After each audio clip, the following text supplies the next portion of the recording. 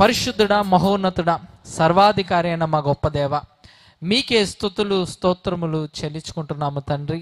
మీ మహా కృపను బట్టి నాయన మమ్మల్ని అందరినీ సజీవ లెక్కలు ఉంచి ఈరోజు మీ సన్నిధిలో మమ్మల్ని నిలబెట్టుకున్న విధానాన్ని బట్టి మీకు హృదయపూర్వకంగా కృతజ్ఞతాస్తుతి స్తోత్రములు చెల్లించుకుంటున్నాం. మీ నామాన్ని గణపరుస్తూ మీ నామాన్ని మహిమపరిచే విధంగా దేవా ఈ కార్యక్రమం అంతా కూడా జరుగుటకు మీరు కృప చూపించమని ప్రాధేయపడుతున్నాను. మరి ముఖ్యంగా మీ పిల్లలందరూ మీ మాటలు వినాలని వారు వచ్చి ఉండగా తండ్రి మీరే వారితో మాట్లాడమని ప్రాధేయపడుతున్నాను. మీ వాక్కును వినిపించండి. మీ వాక్యంలో రాయబడిన సత్యాన్ని గ్రహించి మీ పిల్లలందరూ కూడా మీరు కోరినట్టుగా బ్రతుకుటకు మీరు కృప చూపించమని ప్రాధేయపడుతున్నాను. మరి ముఖ్యంగా ఈ దీనదాసుడిని మీరు జ్ఞాపకం చేసుకోండి దేవా. మీ మాటలు నేను మీ పిల్లలకు అందిస్తుండగా సమయోచితమైన జ్ఞానాన్ని నీ ఆత్మ సహాయాన్ని నిండుగా నాకు దయచేయండి. మీ పిల్లలకు అర్థమయ్యే రీతిలో మీ వాక్యాన్ని బోధించుటకు మీరు కృప చూపిస్తూ ఆశీర్వదిస్తూ నడిపించాలని యేసయ్య పరిశుద్ధ నామం పేరట వేడుకొంచు ప్రార్థిస్తున్నాను తండ్రి, ఆమెన్. అందరికీ మన ప్రభు రక్షకుడైన యేసుక్రీస్తు వారి శ్రేష్టమైన నామంలో మీ అందరికీ కూడా శుభాలు తెలియపరచుకుంటున్నాను. వాక్యంలోనికి వెళ్ళక ముందు మీ అందరికీ ఒక సంఘటన చెప్పాలి. ఆ విషయం ఏంటంటే, ఒకసారి ఒక భార్య భర్త వీళ్ళిద్దరూ కూడా మరి మంచి ఆత్మీయ జీవితాన్ని కలిగి విశ్వాసంలో కొనసాగుతూ ఉండేవారు. అయితే వారిద్దరి మధ్య ఒకసారి ఏం జరిగిందనంటే, భర్త వచ్చి భార్యతో మాట్లాడుతూ ఏం చెప్పాడంటే, ఏమే నా దగ్గర 2000 రూపాయల నోటు ఉంది, ఈ 2000 రూపాయల నోటు నా దగ్గర ఉంటే ఖర్చు అయిపోతుందేమోనే, కాబట్టి ఇది నేను నీకు ఇస్తాను, నువ్వు జాగ్రత్తగా ఎత్తిపెట్టుకో, సో నాకు ఎప్పుడైనా అవసరమైనప్పుడు నేను అడుగుతాను, అప్పుడు నువ్వు నాకు ఇద్దులే అని భర్త వచ్చి భార్యకి ఈ విషయాన్ని చెప్పాడు. సరే, భార్య కూడా ఏం చెప్పిందంటే, సరేనండి ఇవ్వండి జాగ్రత్తగా ఎత్తి పెడతానని చెప్పి తీసుకెళ్ళి జాగ్రత్తగా దాచిపెట్టింది అనమాట. ఆ 2000 రూపాయల నోటు దాచిపెట్టిన తర్వాత ఏం జరిగిందనంటే, ఒక 2 వారాలు గడిచింది. ఎన్ని వారాలు? 2 వారాలు గడిచింది. గడిచిన తర్వాత భర్త వచ్చాడు. భర్త వచ్చి భార్యతో మాట్లాడుతూ, ఏమే అప్పుడు నేను నీకు ఆ 2000 రూపాయల నోటు ఇచ్చాను కదా, అది కొంచెం నాకు ఇస్తావా, నాకు అవసరం వచ్చింది, ఎమర్జెన్సీ వచ్చింది, సో డబ్బుతో పని పడింది, నాకు ఆ 2000 రూపాయల నోటు ఇవ్వమని చెప్తే భార్య సరేనండి తప్పకుండా తీసుకొస్తానని చెప్పి వెళ్ళి తన గదిలోనికి వెళ్ళి తన బ్యాగ్లో వెతుకుతూ ఉంది. వెతుకుతూ ఉంటే ఆ 2000 రూపాయల నోటు కనపడలే. డబ్బు కనబడకపోతే ఎలా ఉంటుంది చెప్పండి? హాయిగా కూర్చొని కాలు మీద కాలేసుకుని టీవీ చూసుకుంటూ కూర్చుంటారా? ఏం చేస్తారు? కనబడకపోతే పాపం ఈమె పరిస్థితి కూడా అంతే, టెన్షన్ ఎక్కువ అయిపోయింది. ఏమైపోయింది, అది ఎక్కడ పెట్టానది గుర్తు రాలా, మర్చిపోయింది ఎక్కడ పెట్టిందో. మొత్తానికి ఎతుకుతుంది దొరక్కపోయేసరికి టెన్షన్ ఎక్కువ అయిపోయింది. బీరో మొత్తం ఎతికేస్తుంది. బీరో మొత్తం ఎతికిన ఆ 2000 రూపాయల నోటు దొరక్కపోతే ఇలా కాదు, బట్టల్లో ఎక్కడైనా పెట్టానేమోనని మొత్తం బీరోలో ఉన్న బట్టలన్నీ తీసేస్తుంది. మొత్తం బట్టలంతా తీసి మొత్తం చూసింది. మొత్తం చూసినా కూడా ఎక్కడ ఆ 2000 రూపాయల నోటు కనపడలేదు.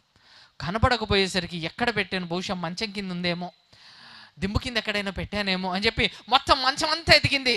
ఎక్కడ చూసినా ఆ 2000 రూపాయల నోటు కనపడలేదు. కనపడకపోయేసరికి ఇంకా దుఃఖం ఆగలేదు, ఏడుపు వచ్చేస్తుంది. ఎక్కడ పెట్టానని ఇల్లంతా ఎతుకుతోంది. ఇల్లంతా ఎతికినా కూడా ఆ 2000 రూపాయల నోటు దొరకలేదు.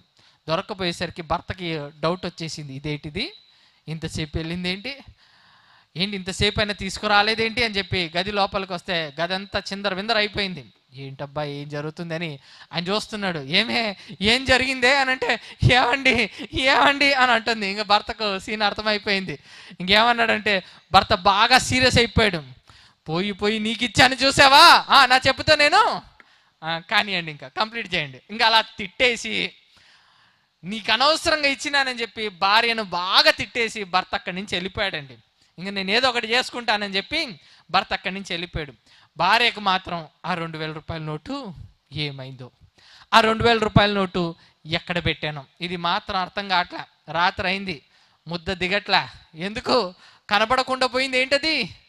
డబ్బండి, విలువైన 2000 రూపాయల నోట్ అండి.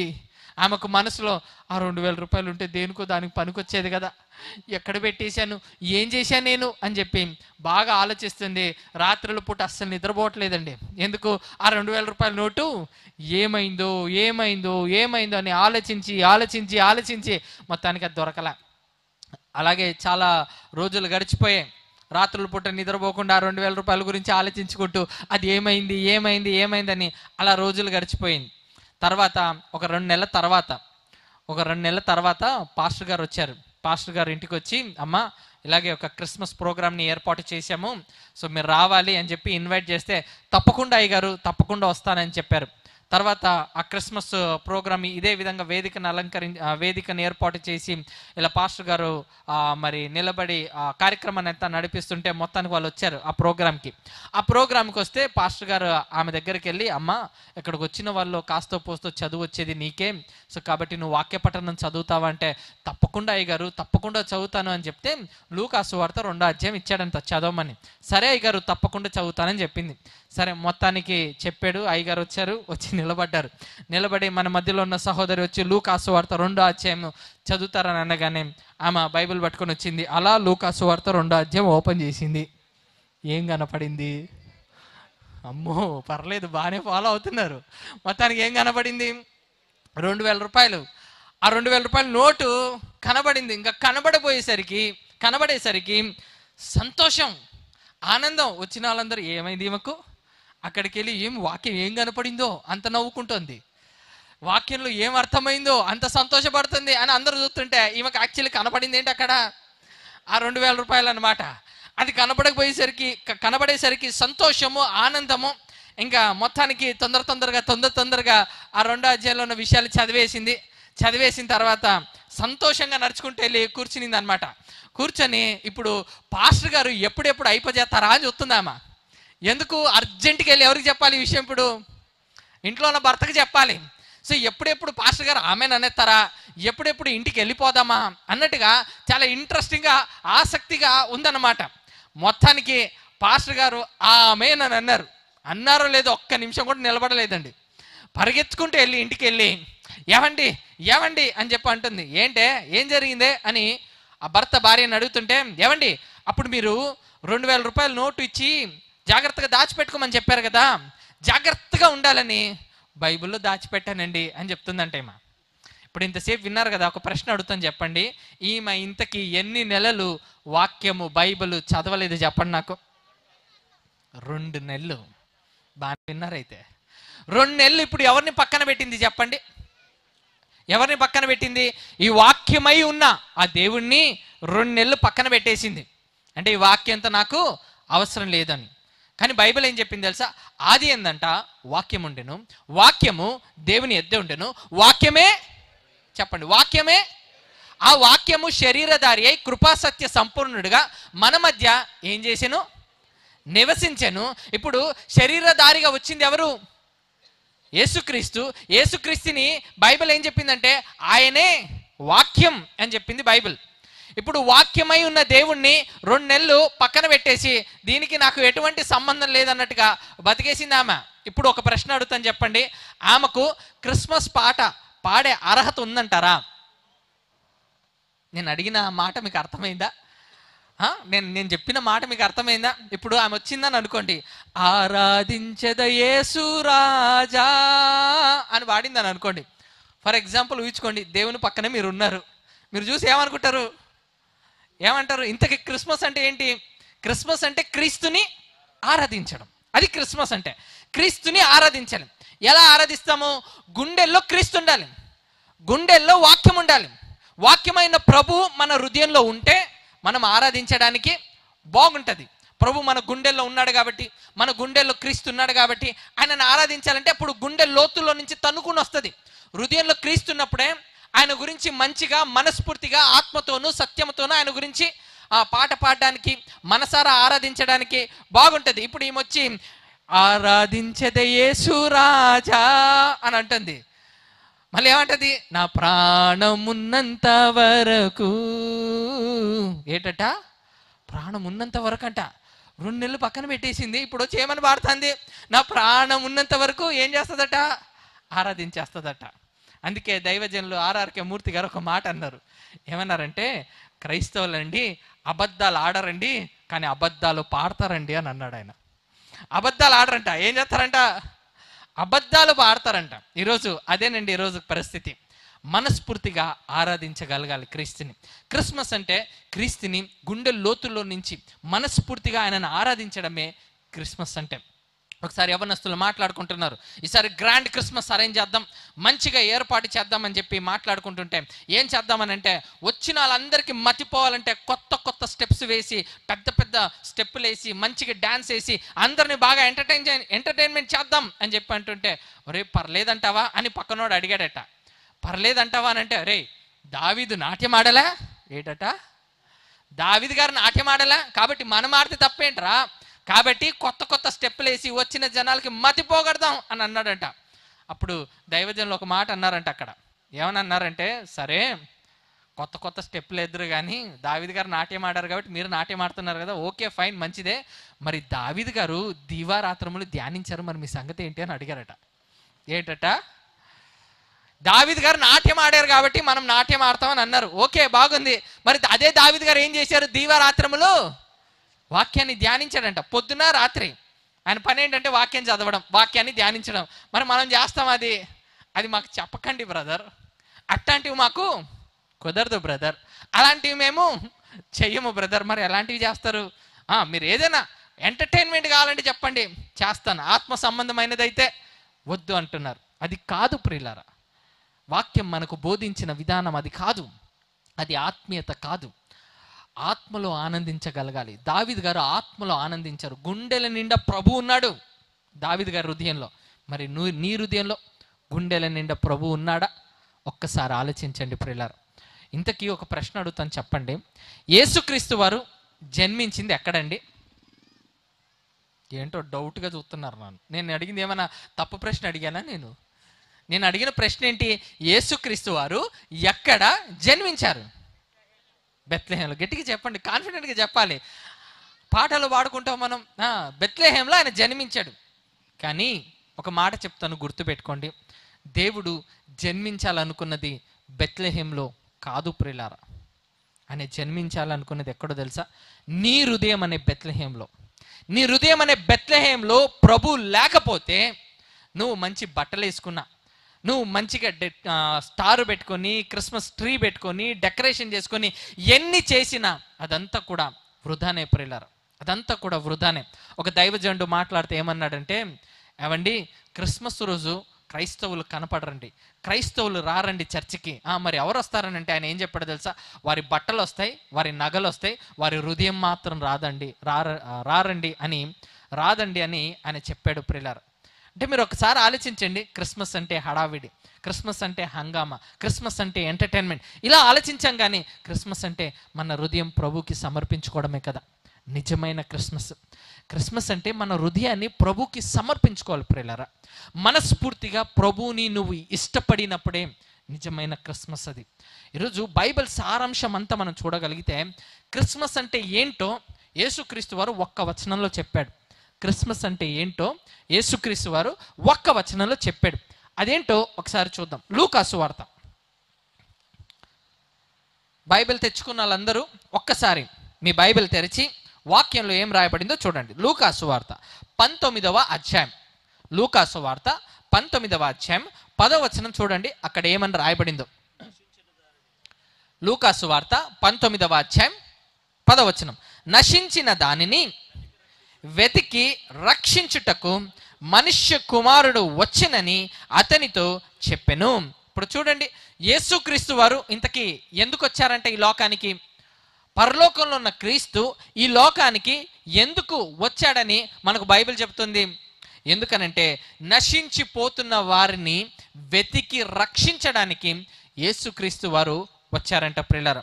నిజమే, మనమందరం కూడా నశించిపోయే స్థితిలో ఉంటే, నశించిపోయే పరిస్థితిలో ఉంటే యేసుక్రీస్తు వారు మనల్ని రక్షించాలని ఈ లోకానికి వచ్చారంట. అందుకే ఆయన ఎప్పుడు కూడా ఏమని ఆలోచించేవాడనంటే, చాలామందిని ఆత్మీయంగా కనాలని, ఆత్మీయంగా వారిని నడిపించాలని, దేవునిలో నిలబెట్టాలనే ఎక్కువ శాతం ఆయన ప్రసంగాలన్నీ కూడా, ఆయన మెసేజెస్ అన్నీ కూడా ఆత్మ సంబంధమైనదిగా మనకు కనపడుతుంది. ఇది చరిత్ర. ఇప్పుడు ఇంకొంచెం లోతుల్లోనికి వెళ్ళగలిగితే లూకా సువార్త 15వ అధ్యాయంలో యేసుక్రీస్తు వారు 3 ఉపమానాలు చెప్తాడు. ఎన్ని ఉపమానాలు? 3 ఉపమానాలు. నిజమైన క్రిస్మస్ అంటే ఏంటో ఆ ఉపమానంలో కనపడుతుంది మనకు. నిజమైన క్రిస్మస్ అంటే ఏంటో ఆ ఉపమానంలో కనపడుతుంది. దీని గురించి లూకా సువార్త 15వ అధ్యాయం గురించి బైబిల్ స్కాలర్స్ ఒక విషయం చెప్పారు. అదేంటనంటే, యేసుక్రీస్తు వారు ఎక్కడికైనా నడుచుకుంటూ వెళ్తుంటే, ఆయన రోడ్డు మీద ఆగితే, ఆయన మాట్లాడడం మొదలు పెడితే సుమారుగా అక్కడున్న క్రౌడ్ ఎంతమంది ఉండొచ్చు, ఎంతమంది జనం ఉండొచ్చు అని అంటే వాళ్ళు చెప్పిన విషయం ఏంటంటే సుమారుగా 30,000 మంది నుంచి 50,000 మంది వరకు అంట. చెప్పండి ఎంతమంది? 30,000 మంది నుంచి 50,000 మంది అంట. అంటే మీరు ఒకసారి అంచనా వేసుకోండి, ఊరే కదిలొచ్చేది. యేసుక్రీస్తు వారు ఎక్కడుంటే అక్కడ విపరీతమైన జనం ఉండేవాళ్ళు. ఇప్పుడు అంతమంది జనం వచ్చారు.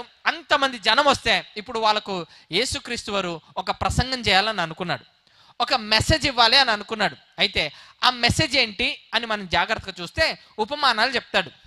అంతమంది జనం వస్తే ఆ జనానికి యేసుక్రీస్తు వారు ఒక మెసేజ్ ఇచ్చారు. ఆ మెసేజ్ ఏంటంటే ఉపమానం అన్నమాట, పారబల్. ఆ ఉపమానం చెప్పాడు. ఇంతకీ ఆ ఉపమానం ఏంటి, అందులో నుంచి ఈరోజు మనం ఏం నేర్చుకోవాలో జాగ్రత్తగా వాక్యంలో నుంచి చూసి నేర్చుకుందాం. త్వరగా ఈ 3 ఉపమానాల గురించి నేను మీకు వివరించి ఈరోజు నా వాక్య సందేశాన్ని ముగిస్తాను. జాగ్రత్తగా మనసు పెట్టి చూడండి, అద్భుతమైన విషయాలు మనకు కనపడుతుంది. మీరు చాలాసార్లు వినుండొచ్చు, చాలాసార్లు ఇది తెలిసిన మాటలే, తెలిసిన వచనాలే అని మీకు అనిపించి ఉండొచ్చు. కానీ ఈరోజు మీరు ఖచ్చితంగా నేను చెప్పగలను, చాలా అద్భుతమైన విషయాలు మీరు ఈరోజు రాత్రి ఇక్కడి నుంచి నేర్చుకొని వెళ్ళబోతున్నారు. ఒకసారి ఆ మాటను చూద్దాం. 15వ అధ్యాయం 3వ వచనం చూడండి, అక్కడ ఏమని రాయబడిందో. 15వ అధ్యాయం 3వ వచనం. అందుకైన వారితో ఈ ఉపమానము చెప్పాను, మీలో ఏ మనుషునికైనను 100 గొర్రెలు కలిగి ఉండగా వాటిలో ఒకటి తప్పిపోయిన ఎడల అతడు 99 అడవిలో విడిచిపెట్టి తప్పిపోయినది దొరుకు వరకు దానిని వెతక వెళ్ళడా. అది దొరికినప్పుడు సంతోషముతో దానిని తన భుజముల మీద వేసుకొని ఇంటికి వచ్చి తన స్నేహితులను పొరుగు వారిని పిలిచి, మీరు నాతో కూడా సంతోషించుడి,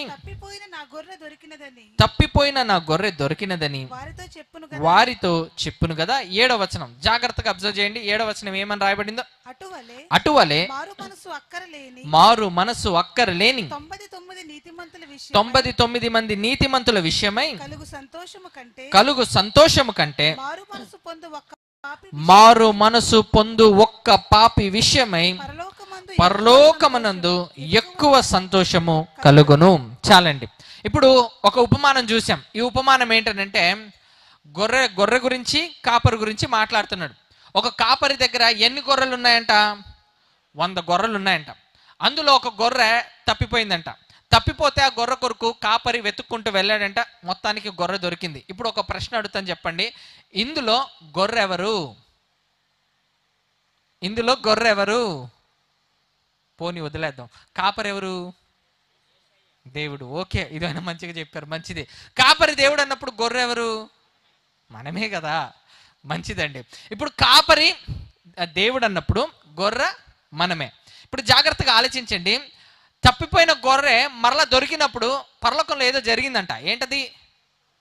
పరలోకంలో ఏదో జరిగిందంట. చూడండి ఆ మాట. ఒక పాపి విషయమై పరలోకమందు ఎక్కువ సంతోషము కలుగును. ఏంటంట? పరలోకంలో ఏం జరుగుతుందంట? సందడి. అక్కడ జరుగుతుంది అసలైన క్రిస్మస్. మీకు అర్థమవుతుందా? ఒక పాపి మారితే దేవునికి సంతోషం అంట ప్రియులారా. అది నిజమైన క్రిస్మస్. అది నిజమైన క్రిస్మస్. అంటే ఒక పాపి హృదయంలో యేసు జన్మించడమే నిజమైన క్రిస్మస్. అయితే ఆ పాపి జన్మించాలని యేసు వారు చెప్పిన ఉపమానం చూడండి. ఇప్పుడు ఒక గొర్రె ఉందంట. ఈ గొర్రె తప్పిపోయిందంట.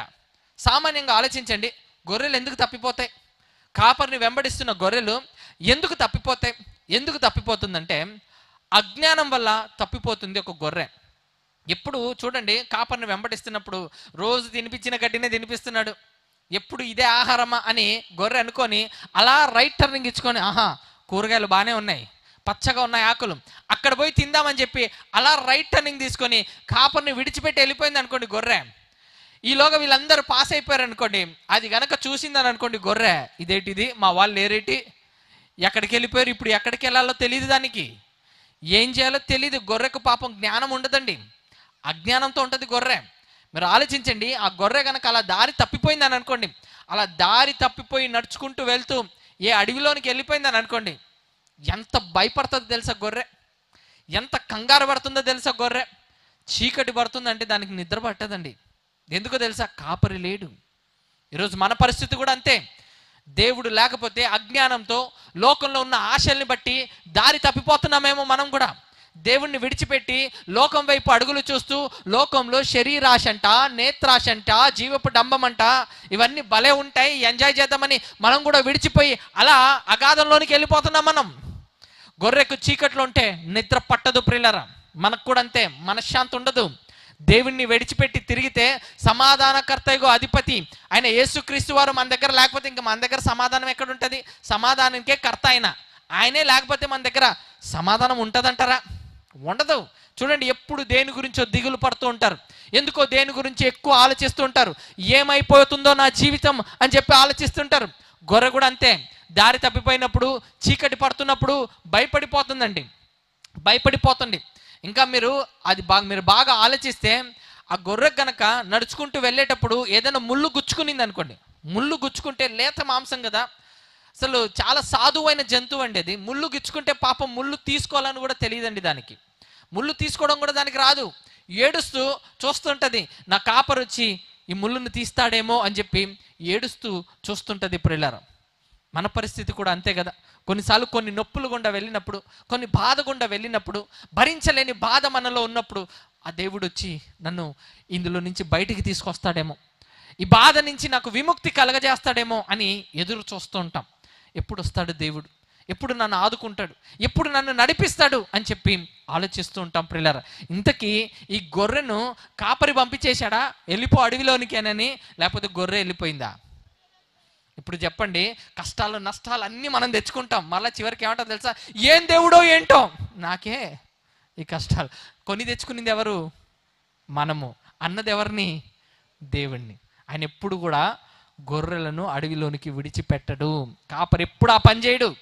కాపరి ఏంటో తెలుసా, జాగ్రత్తగా చూసుకుంటాడు. కానీ మనమే దారి తప్పిపోయామండి అజ్ఞానం వల్ల, లోకంలో ఉన్న ఆశల వల్ల. ఇది ఎలాగైతే రకరకాల కూరగాయలు తిందాం, పచ్చిగా ఆకులు కనపడుతున్నాయి, అదేంటో కాస్త చూద్దామని ఇది ఎప్పుడైతే యూటర్న్ తీసుకొని రైట్ టర్న్ తీసుకొని వెళ్ళిపోయిందో దారి తప్పిపోయింది.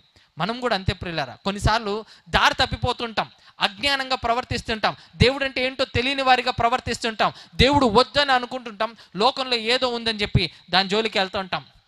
అక్కడికి వెళ్ళాక దెబ్బలు పడతాయి కదా, అక్కడికి వెళ్ళాక అన్ని దెబ్బలు తింటాం కదా, అప్పుడు భయం వస్తుంది. మీరు చూడండి, గొర్రె కనుక అడవిలోకి వెళ్ళిపోయి రాత్రి ఇంకా చీకటి అయిపోయింది, ఎవ్వరు లేరు, అలాంటి పరిస్థితిలో సింహం గనక గట్టిగా గర్జించింది అనుకోండి, ఒక్కసారి సింహం గర్జించింది అనుకోండి, ఈ గొర్రెకి ఏమైపోతుందో తెలుసా, మోషన్స్ అయిపోతాయండి అక్కడే. అంత భయం అండి, అంత భయం, భయపడిపోతుంది, మోషన్స్ వచ్చేస్తాయి దానికి. ఇప్పుడు మన పరిస్థితి కూడా అంతే. అపవాది అంట గర్జించు సింహము వలె ఎవరిని మింగేద్దామా అని చెప్పి తిరుగుతున్నాడట. నువ్వు దేవుణ్ణి విడిచిపెట్టి దూరంగా వెళ్ళిపోయినప్పుడు ఒక్కసారి గర్జిస్తాడు అంతే. ఈ జీవితం ఎందుకు, చచ్చిపోదాం అంతేనా, ఈ జీవితం ఎందుకు, ఆత్మహత్య చేసుకొని చచ్చిపోదాం అని ఆలోచిస్తుంటారు. కానీ దేవుడంట ఎంత మంచోడంటే, దేవుడు ఎంత ప్రేమమయుడంటే, ఆ కాపరి తప్పిపోతే వెతుక్కుంటూ వస్తాడంటండి, వెతుక్కుంటూ వస్తాడంట. నువ్వు దారి తప్పిపోయి ఉంటే యేసుప్రభు ఏమనుకున్నాడు తెలుసా, నేను పరలోకంలో సంతోషంగా కూర్చోలేను, నేను ఇక్కడ. దారి తప్పిపోయారు, నశించిపోతారు వీళ్ళ కొరకు నేను వెళ్ళాలని అనుకుని వెతుక్కుంటూ వచ్చాడంట ప్రియులారా. హృదయాలను వెతికాడంట, హృదయాలను వెతికాడు. ఏ హృదయం అయితే చీకటిలో ఉండిపోయిందో, ఏ హృదయం అయితే దేవుడు వద్దని అనుకుని దేవుణ్ణి విడిచిపెట్టి వెళ్ళిపోయిందో, ఆ హృదయం కావాలని కోరుకున్నాడు. ఆ హృదయంలో క్రీస్తు ఉండాలి అని అనుకున్నాడు. ఆ హృదయం అనే బెత్లెహేంలో క్రీస్తు జన్మించాలని అనుకున్నాడు. అందుకే వెతుక్కుంటూ వచ్చాడంట.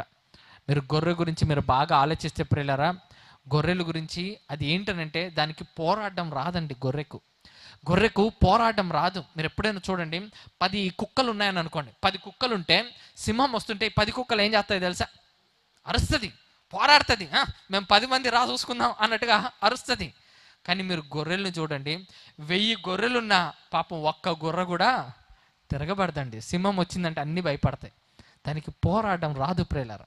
మనకు అంతే, ఈ లోకంలో ఎలా పోరాడాలో ఎలా జయించాలో మనకు తెలీదు. మనకు కాపరి ఉండాలి. కాపరి లేకపోతే మనం జయించలేము.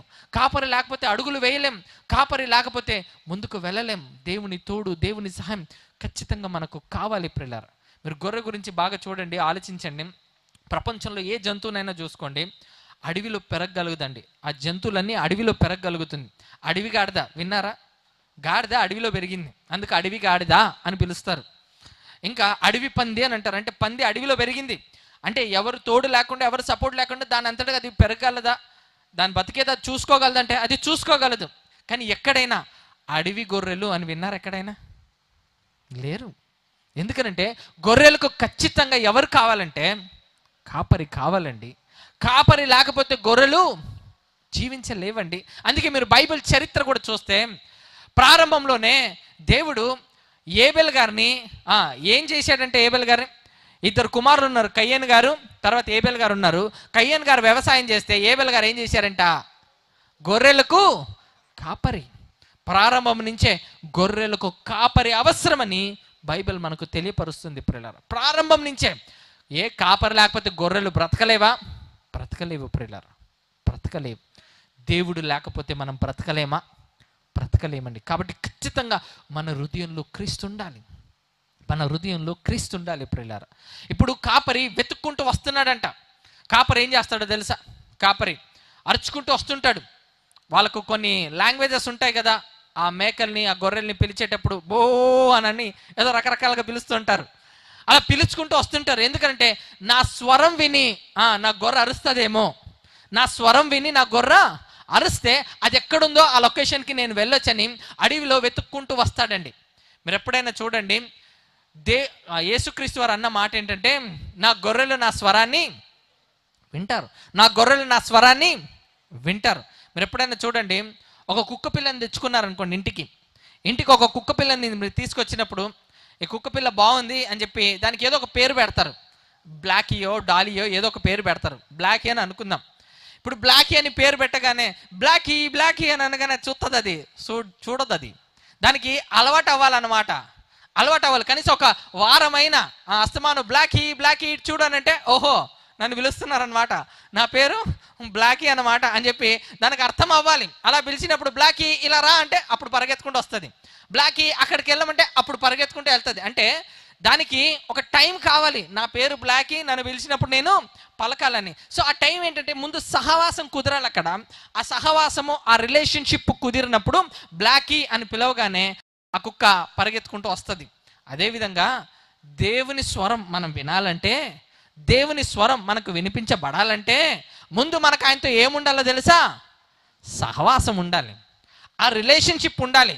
మనమేమో సహవాసం చేయము. కానీ ఏమంటామంటే, దేవుడు ఎందుకో నాతో మాట్లాడట్లేదు, దేవుడు ఎందుకో నాకు ఏమి జవాబు ఇవ్వట్లేదు. అసలు ఆయన మాట్లాడే దేవుడు తెలుసా నీకు ఆ సంగతి? ఆయన మౌనంగా ఉండిపోయే దేవుడు కాదాయన. ఆయన పిల్లలతో మాట్లాడాలని ఇష్టపడతాడు. కాకపోతే ఆయన మనసుకు ఎవరు దగ్గరగా ఉన్నారని చూస్తారు ప్రియులారా. ఏలి యాజకుడే అయితే ఏలితో మాట్లాడాలని అనుకోలే దేవుడు, సమూయేలుతో మాట్లాడాలని అనుకున్నాడు దేవుడు. బాలుడైన సమూయేలు ఎందుకు? మనసుకు దగ్గరగా ఉన్నాడు కాబట్టి. సమూయేలు అయితే నా మాట వింటాడు కాబట్టి. సహవాసం ఉండాలి ప్రియులారా. సహవాసం ఉన్నప్పుడే దేవుడు మాట్లాడతాడు. ఆయన మాట్లాడుతున్నప్పుడు నీకు అర్థం అవ్వాలంటే ముందు నీకు ఆయనతో ఏముండాలో తెలుసా? ప్రార్థనతో ఒక మంచి కనెక్షన్ ఉండాలి నీకు ఆయనతో. ఆ సహవాసం ఉన్నప్పుడు దేవుడు మాట్లాడుతుంటే నువ్వు పట్టుకోగలుగుతావు. అవును, దేవుడు నాతో ఈ విషయం ద్వారా మాట్లాడాడని. ఆయన మాట్లాడే దేవుడు, ఆయన వాక్కుతో మాట్లాడతాడు, సేవకుల ద్వారా మాట్లాడతాడు, దైవజనుల ద్వారా మాట్లాడతాడు. ఆయన మౌనంగా ఉండిపోయే దేవుడు ఎంత మాత్రము కానే కాదు. ఇప్పుడు ఆయన మాట్లాడుతున్నప్పుడు ఈ గొర్రె గనక విని మ్యా అని అరిచింది అనుకోండి, మీరు ఆలోచించండి, చీకట్లో ఉంది, అడవిలో ఉండిపోయింది, తన కాపరు వచ్చి నన్ను కాపాడతాడు అని ఎదురు చూస్తున్న ఆ గొర్రెకు ఒక్కసారి ఇది అరిచిందని అనుకోండి, కాపరికి అది వినపడితే, ఆ స్వరం వినపడినప్పుడు అది ఎక్కడున్నా వెతుక్కుంటూ వెళ్ళిపోతాడండి. ఎటువంటి పరిస్థితిలో ఉన్నా వెతుక్కుంటూ వెళ్ళిపోతాడండి. మనం కూడా అంతే ప్రియులారా. దేవుని స్వరం మనకు వినిపించినప్పుడు ఇది ఆయన స్వరము కదా, ఆయన నాతో మాట్లాడుతున్నాడు కదా అని మనకు అర్థమైన తర్వాత ఒక్కసారి మోకరించి ప్రభువా అని పిలిస్తే వెంటనే వెతుక్కుంటూ వచ్చేస్తాడంట మన దగ్గరికి. వెతుక్కుంటూ వచ్చేస్తాడంటే ఏం మాత్రమో ఆలస్యం చేయడు ప్రియులారా. మీరు కాపరి చూడండి, వెతుక్కుంటూ వెళ్తాడు. ఆ స్వరం ఇది ఒక్కసారి అరిచిందని అనుకోండి, వెతుక్కుంటూ వెళ్తాడు. వెళ్ళిపోయేసరికి అది ఏ సింహం నోట్లో ఉందని అనుకోండి, వెతుక్కుంటూ వెళ్ళే సమయానికి అది కనుక సింహం నోట్లో ఉందని అనుకోండి, కాపరి ఇంకేం చేస్తానులే అంతా అయిపోయింది అని అనుకుంటాడా? అలా ఆలోచించడండి. కాపరి ఏం చేస్తాడో తెలుసా? అతని దగ్గర ఒక కర్ర ఉంటుంది. ఆ కర్ర తీసుకెళ్ళి మెడ మీద ఒకటి గట్టిగా కొడతాడనమాట. సింహము నోట్లో ఉన్నా సరే గట్టిగా ఒకటి మెడ మీద కొట్టగానే అది అని చెప్పి కక్కేస్తుంది, కింద పడేస్తుంది. అంటే సింహపు నోట్లో ఉన్నా సరే కాపరు ఏం చేస్తాడో తెలుసా? విడిపిస్తాడు ప్రియులారా. ఈరోజు నీ పరిస్థితి ఏదైనా అవ్వచ్చు, నీ స్థితిగతులు ఏదైనా అవ్వచ్చు, నిజంగా సింహపు నోట్లో నువ్వు ఇరుక్కపోయావేమో, కానీ దేవుడు వచ్చి మెడ మీద ఒక్కటిస్తే వదిలేస్తుంది అది. కానీ అరవగలగాలి మనం ప్రార్థన పూర్వకంగా. ప్రభువా అని ఆయన వైపు చూసినప్పుడు ఆయన మనలను ఆదుకుంటాడు ప్రియులారా. ఆదుకునే దేవుడు అండి. అవును అన్నాను, ఒకసారి చేతులు ఎత్తుతారా? ఆదుకునే దేవుడు మన దేవుడు, వదిలిపెట్టేవాడు కానీ కాదు ప్రియులారా. ఆదుకుంటాడు. ఏ పరిస్థితుల్లో ఉన్నా, ఏ సిచ్యువేషన్లో ఉన్నా, ఎటువంటి స్థితిలో ఉన్నా కూడా సరే ఆయన వచ్చి నీకున్న స్థితిగతుల్ని మొత్తం మార్చేయగలడు. ఆ కాపరిని మీరు ఆలోచించండి. ఒక్కసారి సింహపు నోట్లో నుంచి బయటికి విడిపిస్తే ఆ కాపరికి ఎంత సంతోషమో. మొత్తానికి నేనేం చేశాను, మొత్తానికి నేను సాధించుకున్నాను, మొత్తానికి తప్పిపోయిన నా గొర్రె దొరికిందని చెప్పి భుజం మీద వేసుకుంటాడంట. నడిపించుకుంటూ తీసుకెళ్ళడు. ఏం చేస్తాడంట? భుజం మీద వేసుకొని సంతోషంగా స్నేహితులకి వెళ్ళి ఫంక్షన్ పెట్టుకుందాం పదండి అని అంటాడంట. ఫంక్షన్ అంటే మీరు చూడండి, ఒక ఉపమానం చెప్పాడు. ఎండింగ్ క్లైమాక్స్ ఏంటి ప్రభు అంటే దేవుడు అంటున్నాడు హ్యాపీ ఎండింగ్. ఏంటంటే ఎండింగ్ హ్యాపీ ఎండింగ్. మనం కూడా అదే కదండి కోరుకునేది. క్లైమాక్స్కి వచ్చేసరికి సంతోషంగా ముగించాలి, బాధతో ముగించకూడదు. కాబట్టి ఉపమానం చెప్తున్నాడు, ఇదిగో నీ హృదయంలో నేను జన్మించాలి.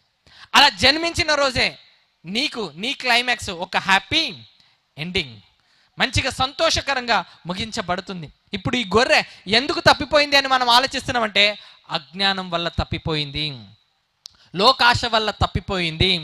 అంటే మనము కూడా కొన్నిసార్లు దేవుణ్ణి సరిగా అర్థం చేసుకోక అజ్ఞానం వల్ల తప్పిపోతూ ఉంటాం.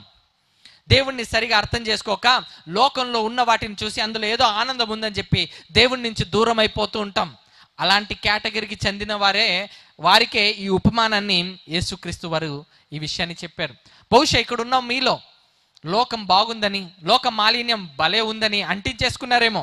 నీకోసం ఈ మాటలు చెప్తున్నాడు నీ దేవుడు. నీ హృదయంలో నేను జన్మించాలనుకుంటున్నాను, నాకు స్థానం ఇస్తావా? నువ్వు స్థానం ఇస్తే దేవుడు ఏమంటారు తెలుసా?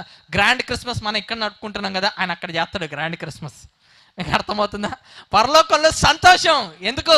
తప్పిపోయిన నా గొర్రె నా దగ్గరకు వచ్చింది, నన్ను అర్థం చేసుకునింది, నా వైపు చూసింది. నువ్వు ఒక్కసారి మొరపెడితే ఆయన నిన్ను దగ్గరికి తీసుకునే రకము ప్రియులారా. అందుకే ఈ ఉపమానం చెప్పాడు. ఒక ఉపమానం చెప్పాడు కదండి, సైలెంట్ అయిపోవచ్చు కదా ప్రభు. లేదు, చాలామంది వచ్చారు, వీళ్ళకి వాక్యం చెప్పాలి. మరలా ఒక ఉపమానంతో కాకుండా ఇప్పుడు రెండో దానికి వెళ్ళాడు. మొదటిది చూసాం, అజ్ఞానం వల్ల లోకాశ వల్ల గొర్రె తప్పిపోయింది. ఇప్పుడు రెండోది చూద్దాం. రెండోది ఏమని మాట్లాడుతున్నాడో, ఏం చెప్తున్నాడో చూడండి. రెండవది 8వ వచనం. ఏ స్త్రీకైనను 10 వెండి నాణ్యములుండగా వాటిలో ఒక నాణ్యము పోగొట్టుకుంటే ఆమె దీపము వెలిగించి ఇల్లు ఊడ్చి అది దొరుకు వరకు జాగ్రత్తగా వెతకదా? అది దొరికినప్పుడు తన చెలికత్తెలను పొరుగు వారిని పిలిచి నాతో కూడా సంతోషించుడి, నేను పోగొట్టుకొనిన నాణ్యము దొరికినదని వారితో చెప్పెను కదా. అటువలే మారు మనసు పొందు ఒక్క పాపి విషయమై దేవుని దూతల ఎదుట సంతోషము కలుగునని మీతో చెప్పుచున్నాను నేను. ఇప్పుడు మరొక ఉపమానం చెప్పాడు. ఈ ఉపమానం ఏంటంటే, ఒక స్త్రీ దగ్గర ఎన్ని నాణ్యాలు ఉన్నాయంట? 10 వెండి నాణ్యాలు ఉన్నాయి. 10 నాణ్యాలు ఉన్నాయి ఆమె దగ్గర. అందులో ఎన్ని పోగొట్టుకునిందంట ఆమె? ఒక నాణ్యం పోయింది. ఆ నాణ్యం పోతే మొత్తం ఇల్లంతా వెతికిందంట, ఊడ్చిందంట, మొత్తానికి దొరికింది. దొరికితే ఏం చేసిందంట? మరలా పండగ చేసుకునిందంట. ఇప్పుడు దీన్ని అర్థం అవడానికి నేను మీకు అర్థమయ్యే విధంగా ఎక్స్ప్లెయిన్ చేస్తాను, జాగ్రత్తగా వినండి. నా దగ్గర 10 రూపాయలు ఉన్నాయి. ఎంత? రూపాయలు, అన్ని రూపాయి కాయిన్లు. ఎంత ఉన్నాయి నా దగ్గర? 10 రూపాయలు, అన్ని రూపాయి కాయిన్లు. అయితే ఇప్పుడు ఒక రూపాయి పోయింది, ఒక రూపాయి నాకు కనపడలేదు, ఇప్పుడు ఎంత ఉంది నా దగ్గర? 9 రూపాయలు ఉన్నాయి, ఒక రూపాయి నా దగ్గర కనపడలేదు. మొత్తానికి ఇల్లంతా వెతికాను, ఆ రూపాయి నాకు దొరికింది. ఆ రూపాయి నాకు దొరికితే 10,000 ఖర్చు పెట్టి ఫంక్షన్ చేశాను. మీకు అర్థమైందా నేను చెప్పింది? మీకు అర్థమైందా? రూపాయి పోయింది, ఎంత ఖర్చు పెట్టి ఫంక్షన్ పెట్టుకున్నాను? 10,000 ఖర్చు పెట్టి ఫంక్షన్ చేసుకున్నాను. ఇంతకీ ఏంటి ఉపమానం యొక్క భావము? ఈ నాణ్యం తప్పిపోతే ఫంక్షన్ పెట్టుకొని మరి అంత సంతోషించాల్సినంత అవసరం ఏమొచ్చింది అంటే, యూదుల చరిత్రలో ఏం జరుగుతుందో చెప్తాను, జాగ్రత్తగా వినండి. యూదుల చరిత్ర ప్రకారం ఏంటనంటే, ఇప్పుడు ఎప్పుడైనా ఒక పురుషుడికి ఒక స్త్రీకి వివాహం చేయాలని అనుకున్నప్పుడు పెళ్లి కొడుకు తరపు వాళ్ళు ఏం చేస్తారో తెలుసా?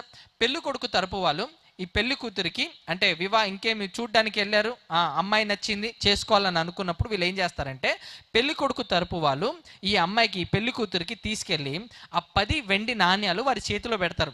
పెట్టి ఏం చెప్తారంటే, పెళ్లి రోజున ఈ పెళ్లి కూతురు ఎవరైతే ఉంటుందో ఈమె పెళ్లి రోజున ఆ 10 వెండి నాణ్యాలు తీసుకొచ్చి మరలా వాళ్ళకు అప్పచేయాలన్నమాట, మరలా వాళ్ళకు అప్పగించాలి. సో ఇది వాళ్ళ ప్రాసెస్. అయితే ఒకవేళ ఆ స్త్రీ గనక ఆ 10 వెండి నాణ్యాల్లో ఒక నాణ్యము పోగొట్టుకున్నా ఈ పెళ్లి కొడుకు తరపు వాళ్ళు ఈ పెళ్లి కూతురిని వివాహం చేసుకోరు. ఎందుకో తెలుసా? 10 వెండి నాణ్యాలు ఇస్తే అందులో ఒకటి పోగొట్టిందంట. అంటే ఈ 10 వెండి నాణ్యాల విషయంలోనే జాగ్రత్తగా లేకపోతే ఇంటినేమి బాగా చూసుకుంటుందని చెప్పి వీళ్ళు చేసుకోకపోగా ఊర్లో ఉన్న వాళ్ళందరికీ చెప్పేస్తారు. వాళ్ళు ఆమెకు మేము 10 వెండి నాణ్యాలు ఇచ్చాం, ఒకటి పోగొట్టిందంట. ఏంటి పోగొట్టిందా? అలాంటిది మాకు వద్దు. మీకు అర్థమైంది ఇప్పుడు స్త్రీకి ఒక నాణ్యం ఎంత ఇంపార్టెంటో? స్త్రీకి ఒక నాణ్యం పోయిందంటే వివాహం జరగడం చాలా కష్టం, అసలు అసాధ్యం అని చెప్పాలి. చేసుకోరు. ఎందుకంటే వాళ్ళకున్న ఆ యూదులకున్న ఆచారం ప్రకారం వాళ్ళు ఆ 10 వెండి నాణ్యాన్ని తీసుకురావాలి. అంటే ఈ 10 వెండి నాణ్యాన్ని తీసుకురావాలంటే ఈ 10 వెండి నాణ్యాలు ఎంత జాగ్రత్తగా చూసుకోవాలి ఒకసారి ఆలోచించండి. అవునా కదా? జాగ్రత్తగా చూసుకోవాలి కదా. ఇప్పుడు ఈ నాణ్యం ఎందుకు పోయిందనంటే అజాగ్రత్త వలన. చెప్పండి, అజాగ్రత్త వలన. ముందు గొర్రె తప్పిపోయింది. ఎందుకు తప్పిపోయింది? లోకాశలు అజ్ఞానం వల్ల తప్పిపోయింది అది. ఇప్పుడు నాణ్యము పోగొట్టుకున్నారు. ఎందుకు పోగొట్టుకున్నారంటే అజాగ్రత్త. అర్థమవుతుందా?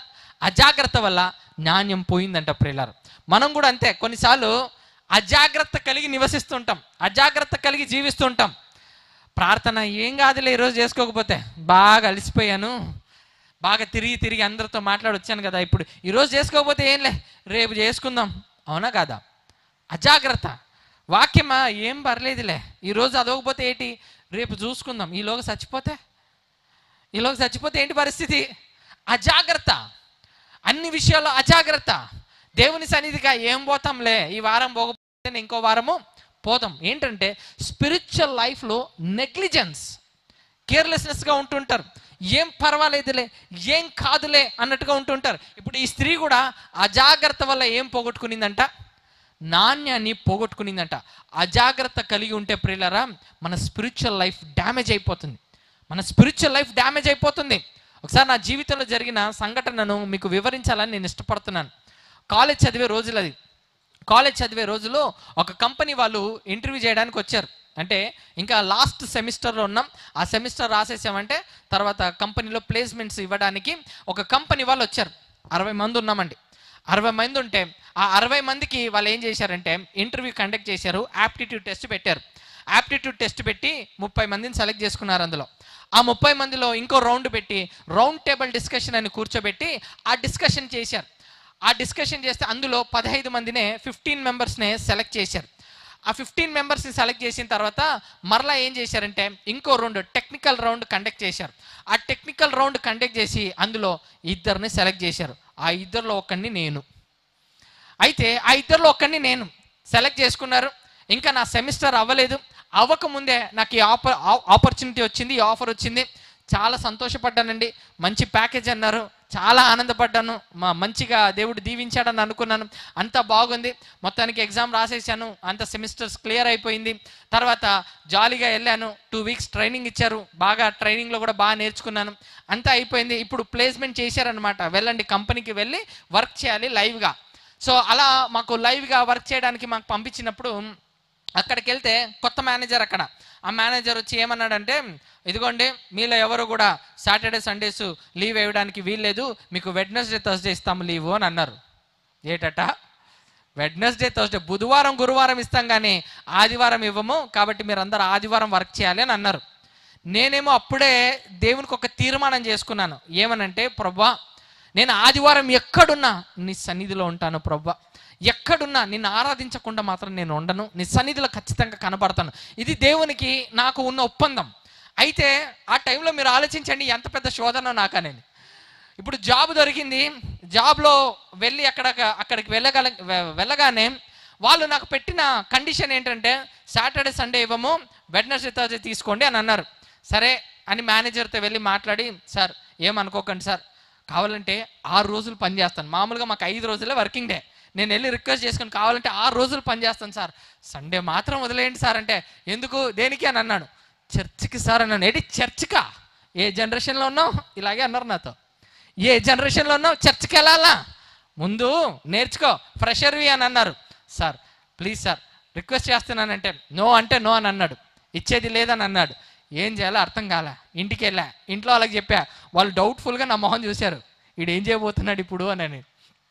ఏం చేయబోతున్నాడు అని. ఇంట్లో వాళ్ళేమో సరేలే 1 సంవత్సరం కళ్ళు మూసుకో అయిపోతుంది కదా, ఎక్స్పీరియన్స్ దొరికాక వేరే కంపెనీ చూసుకుందిలే అని అంటున్నారు. కానీ మనసు మాత్రం రాజీ పడొద్దు, అజాగ్రత్తగా ఉండదు. నీ స్పిరిచువల్ లైఫ్ ఈ 1 ఇయర్లో ఏమైపోతుందో నీకు తెలియదు కదా. అప్పుడు ఆదివారమే కదండి ప్రభు సన్నిధిలో మనకు ఆరాధన కానీ, ప్రభు సన్నిధిలో వాక్యం కానీ ఇవన్నీ ఉండేది. అయితే నాకేమో ఏం చేయాలని ఆలోచన వచ్చేది. ప్రార్థన చేసుకున్నా, ప్రభువా ఏం చేయాలంటే మనసులో ఆ ఉద్యోగం వదిలేయి అన్నట్టుగా నాకు దేవుని స్వరం వినపడుతుంది, ఆ ఉద్యోగాన్ని వదిలేయనని. ఏం చేయాలి? సరే అని అనుకున్నాను. ఆ ఉద్యోగాన్ని ఇంకా రెసిగ్నేషన్ పెట్టేశాను. నేను రానండి అని చెప్పాను. వాళ్ళు పిలిచి, ఏం మాట్లాడుతున్నావు నువ్వు, నిన్ను ట్రైన్ చేసి ఇంతమంది స్టూడెంట్స్ నిన్ను తీసుకుంటే ఇప్పుడు నువ్వు రానంటావా? నువ్వు రానంటే మాకు ఎంత నష్టమో తెలుసా, నువ్వు ఖచ్చితంగా రావాల్సిందంటే అయితే సండే లీవ్ ఇవ్వండి వస్తానని అన్నాను. వాళ్ళు మొత్తానికి కుదరదని అన్నారు. నేను కూడా కుదరదని అన్నాను. అక్కడితో జాబు రిజైన్ చేసేసాను, బయటకు వచ్చేసాను. అంటే ఆ జాబ్ ఇంకా వద్దని అనుకున్నాను. సో అక్కడితో అది ముగిసింది. అయితే దాని తర్వాత అండి ఎంత ఓవర్ కాన్ఫిడెంట్ అంటే, నాకేంటి ఏ జాబ్ అయినా దొరుకుతుందన్న కాన్ఫిడెన్స్లో ఉన్నాను. ఓవర్ కాన్ఫిడెన్స్ అనమాట అది. ఏ కంపెనీకి వెళ్ళి అటెండ్ అయినా ఉద్యోగాలు ఇవ్వలే. ఫస్ట్ అటెంప్ట్లో కొట్టేశాను కదా జాబు, కాన్ఫిడెన్స్ వచ్చేసింది. ఇంకేదున్నా సరే వచ్చేస్తుంది అని అనుకున్నాను. కానీ చాలా కంపెనీలు తిరిగానండి, ఎక్కడ కూడా నాకు ఉద్యోగం రాలే. ఆ ఉద్యోగం రానప్పుడు నేను పడిన ఆ వేదన ఉంటుంది చూసారా, చాలా బాధపడ్డాను. ఎందుకు దేవా, నీకోసం కదా నేను వదులుకునింది, నీకోసమే కదా నేను ఉద్యోగాన్ని వదులుకునింది. నిన్ను ఆరాధించడానికి నాకు వాళ్ళు 1 రోజు ఇవ్వనని అన్నారు. అందుకు నేను వద్దని అనుకున్నాను. నా జీవితంలో అజాగ్రత్తగా నాకు ఉండడం ఇష్టం లేదు. మరి ముఖ్యంగా ఆత్మీయ జీవితంలో నాకు ఉద్యోగం లేకపోయినా పర్వాలేదు, నువ్వు ఉండాలని అనుకునే కదా నేను వాటిని వదులుకున్నాను. దేవా దయచేసి నాకు ఒక ఉద్యోగం ఇవ్వవా అని చెప్పి పాపం అంటే ప్రార్థన చేసాను ఎక్కువగా దేవుని సన్నిధిలో. ఒకరోజు ఉపవాసం ఉండి ప్రార్థన చేసి దేవుని అడిగాను, దేవా నాకు దయచేసి ఉద్యోగం దయచేవయ్యా. ఎందుకనంటే ఉద్యోగం లేకపోతే ఇంట్లో ఉన్నాలండి, బయట ఉన్నాళ్ళు, స్నేహితులు, బంధువులు ఏమేమి అంటారో ఎన్నెన్ని అంటారో అన్నీ అనుభవించేసానండి. వచ్చిన జాబ్ను వదిలేసి ఇంట్లో కూర్చున్నారని చెప్పి నన్ను అదోలా చూసేవాళ్ళు. చాలా బాధ అనిపించేది. ఏం చేయాలి, ఎలా చేయాలి, ఏ కంపెనీ వాడికి వెళ్ళినా రిజెక్టెడ్ అనేటాడు. ఆ రిజెక్షన్ అనే మాట వింటుంటే భయం వేసేది, బాధ వేసేది. ఏంటి రిజెక్ట్ చేశారా, ఇది కూడా అవ్వలేదా అనే ఫీలింగ్లోకి వెళ్ళిపోయేవాడిని. ఏంటో అసలు వస్తుందో రాదో అనే స్థితిలోనికి వెళ్ళిపోయాను నేను. తర్వాత దేవుని మహాకృపను బట్టి ఉపవాసం ఉండి ప్రార్థన చేసిన తర్వాత దేవుడు మరొక మార్గం తెరిచాడు. ఒక కంపెనీకి వెళ్ళాను, ఉద్యోగం వాళ్ళు ఇచ్చారు, ఇంటర్వ్యూ అంతా అయిపోయింది, ఇచ్చారు, ఆఫర్ లెటర్ ఇచ్చారు. ఎంత సంతోషం అంటే ఆ ఆఫర్ లెటర్ తీసుకెళ్ళి తిన్నగా మా ఇంట్లో వాళ్ళకి చేతిలో ఇచ్చా, చూడండి అని నేను. వాళ్ళు చూసి ఇదేంటిది, ఫస్ట్ కంపెనీ కంటే డబుల్ శాలరీ ఇచ్చారేంటి అని అన్నారు వాళ్ళు. అంటే దేవుడు చూడండి ఎంత గొప్ప కార్యం చేస్తాడో. ఆయన కొరకు మనం నిలబడినప్పుడు నాకు ముందున్న కంపెనీ వాళ్ళు ఇచ్చిన ఆఫర్ కంటే ఈ కంపెనీ వాళ్ళు వాటికంటే 2 ఎక్కువ శాలరీ ఇచ్చారు వాళ్ళు నాకు. ఇక్కడ ఇంకెక్కువగా దేవుడు దీవించాడు. ఎంత గొప్పగా దీవించాడంటే శని ఆదివారం లీవు, ఇంకా సంబరం అని అనుకోండి. నాకు అమ్మయ్య, మొత్తానికి నేను కోరుకున్న నా ఆత్మీయ జీవితం నాకు దక్కింది అని అనుకున్నాను. ఈ విషయం నేను ఎందుకు చెప్తున్నానో తెలుసా ప్రియులారా? ఆత్మీయ జీవితంలో నిర్లక్ష్యం ఉండకూడదు. దేవుని సన్నిధి అంటే నిర్లక్ష్యంగా ఉంటారు చాలామంది. సండే పోకపోతే ఏం కాదులే అని అనుకుంటుంటారు. దేవుడు నీతో మాట్లాడే సమయం అది. దేవుని మహిమ దిగొచ్చే సమయం అది. ప్రత్యక్ష గుడారంలో దేవుని మహిమ దిగొచ్చేది ప్రజలతో మాట్లాడాలని. దేవుని సన్నిధిలో, ఆలయంలో దేవుడు దిగొచ్చి నీతో మాట్లాడే సమయంలో నువ్వు కనబడకుండా ఎగ్గొట్టావని అనుకో, దేవుని వాక్యాన్ని ఏం వినగలవు? దేవునిలో ఏం ఎదగగలవు? దేవునిలో ఏ విధంగా బలపడగలవు? కాబట్టి దేవుడు ఏమంటాడో తెలుసా? అజాగ్రత్త కలిగిన జీవితము వద్దు అని అంటున్నాడు ప్రియులారా. అజాగ్రత్త వద్దండి. ఆత్మీయ జీవితంలో ఆ నిర్లక్ష్య ధోరణి వద్దు.